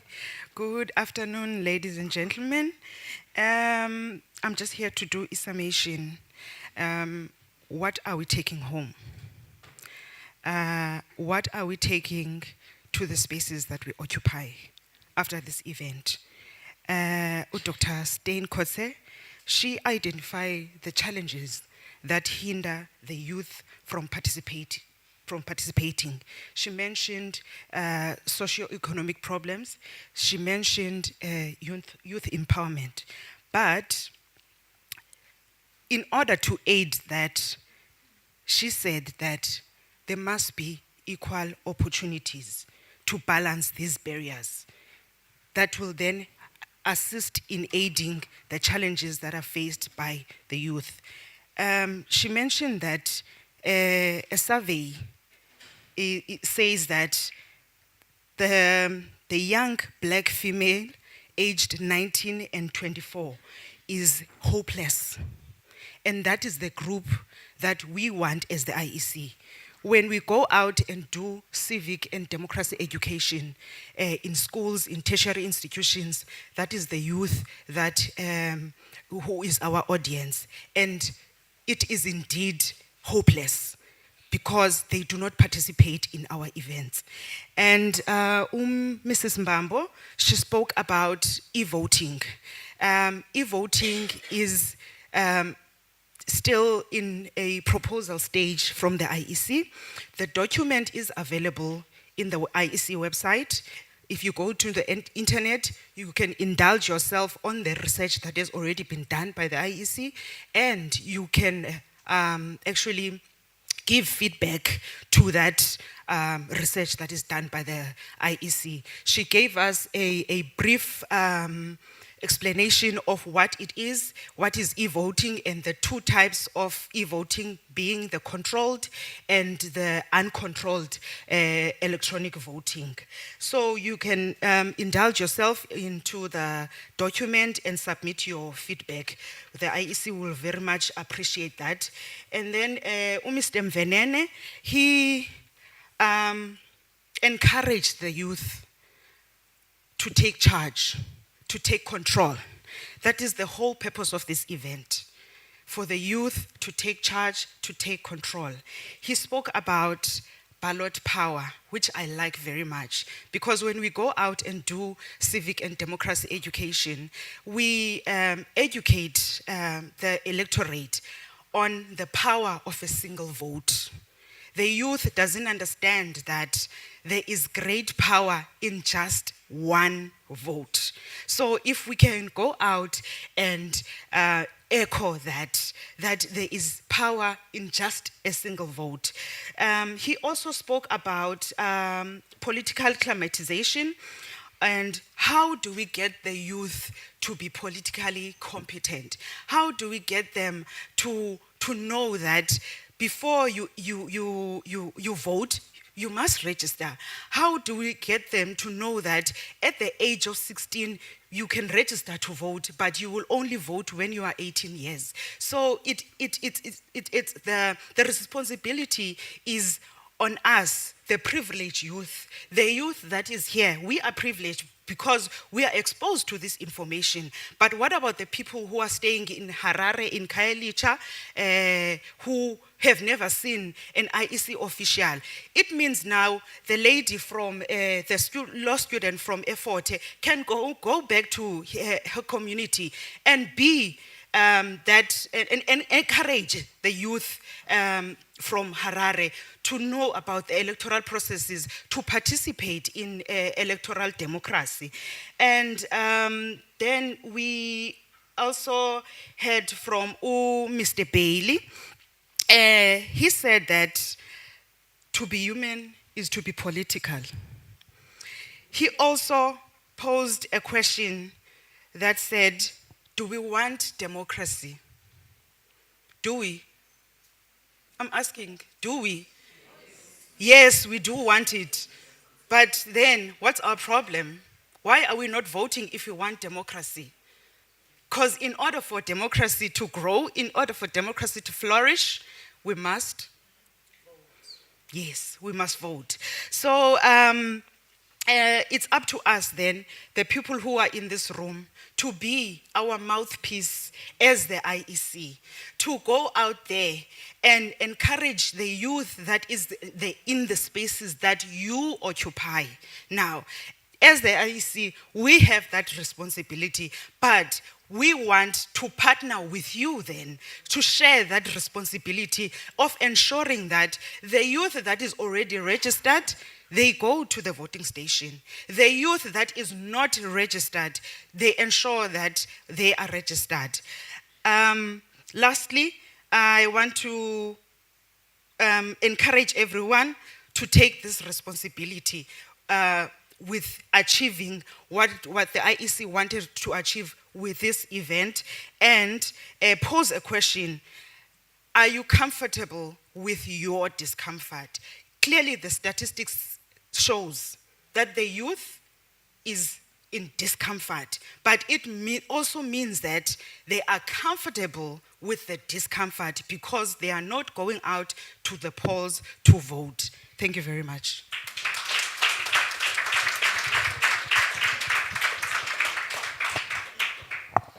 Thank you, Lulu. Mr. Ndabeni, can you come to do a vote of thanks? Then we close the program.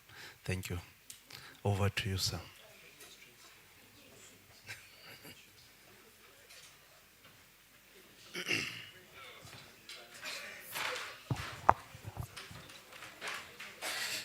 Thank you, Program Director, and good afternoon to everyone. I was tempted, Program Director, to use the famous words of people who are doing a vote of thanks. And that is to say, well, mine, it's an easy one. It's just to say thank you. But unfortunately, in South Africa, nothing is easy. You have to put some spice in everything that you are doing. Let me then get on to my task. It gives me great honor to give the vote of thanks for an event of this magnitude. Well, with that being said, if you think of the concept saying thank you to someone, that is basically showing gratitude. That is why I'm here today, to show gratitude to everyone who has attended. Well, if you think, Okanye, me thinking of attitude, I'm reminded of the words of another writer, in far countries. William Arthur Watt, ningamazi ke nina Mr. Notata. And his famous words are, let me quote, feeling gratitude and not expressing it is like wrapping a present and not giving it to someone.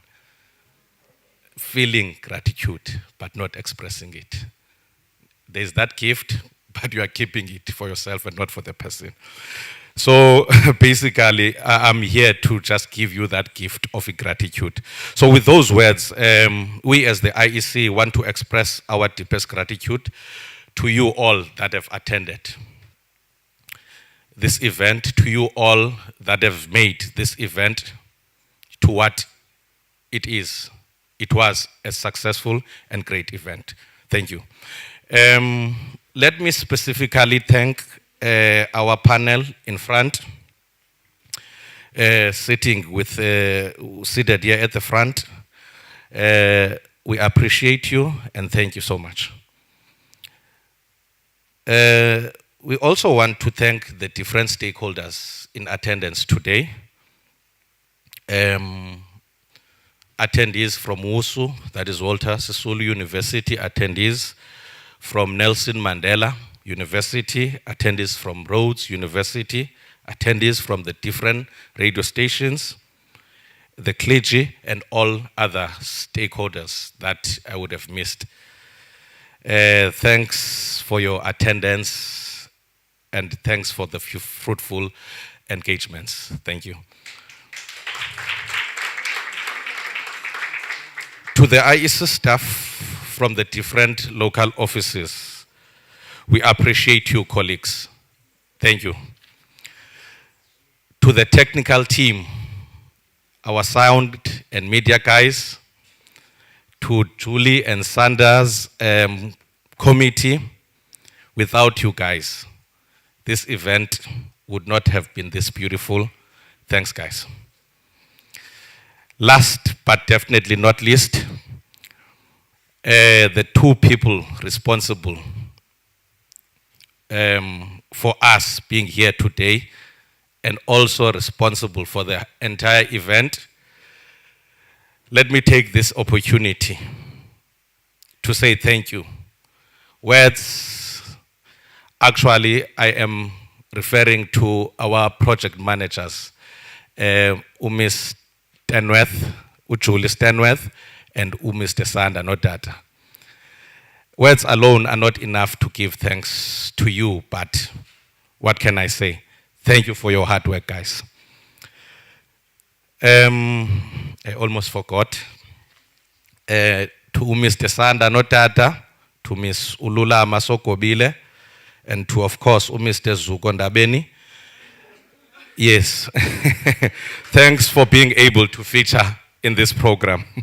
Colleagues and guests of the IEC, thank you.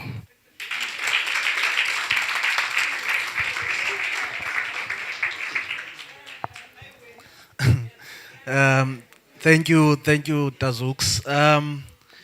I think we have come to the end of our program. I would also like to take this opportunity to just say thank you to everyone that honored our invitation and took time out of your busy schedules to come and join us and listen to us, hoping that this information that was shared here today will be spread to the other people that were not in attendance. We are entrusting you with all the information that was shared today, that at least when you go home or to your respective places of residence, you'll be able to spread the word that indeed IEC is visible. To the table at the back, we are visible. With that being said, thank you so much. I think lunch will be served outside. And then we can come and eat inside.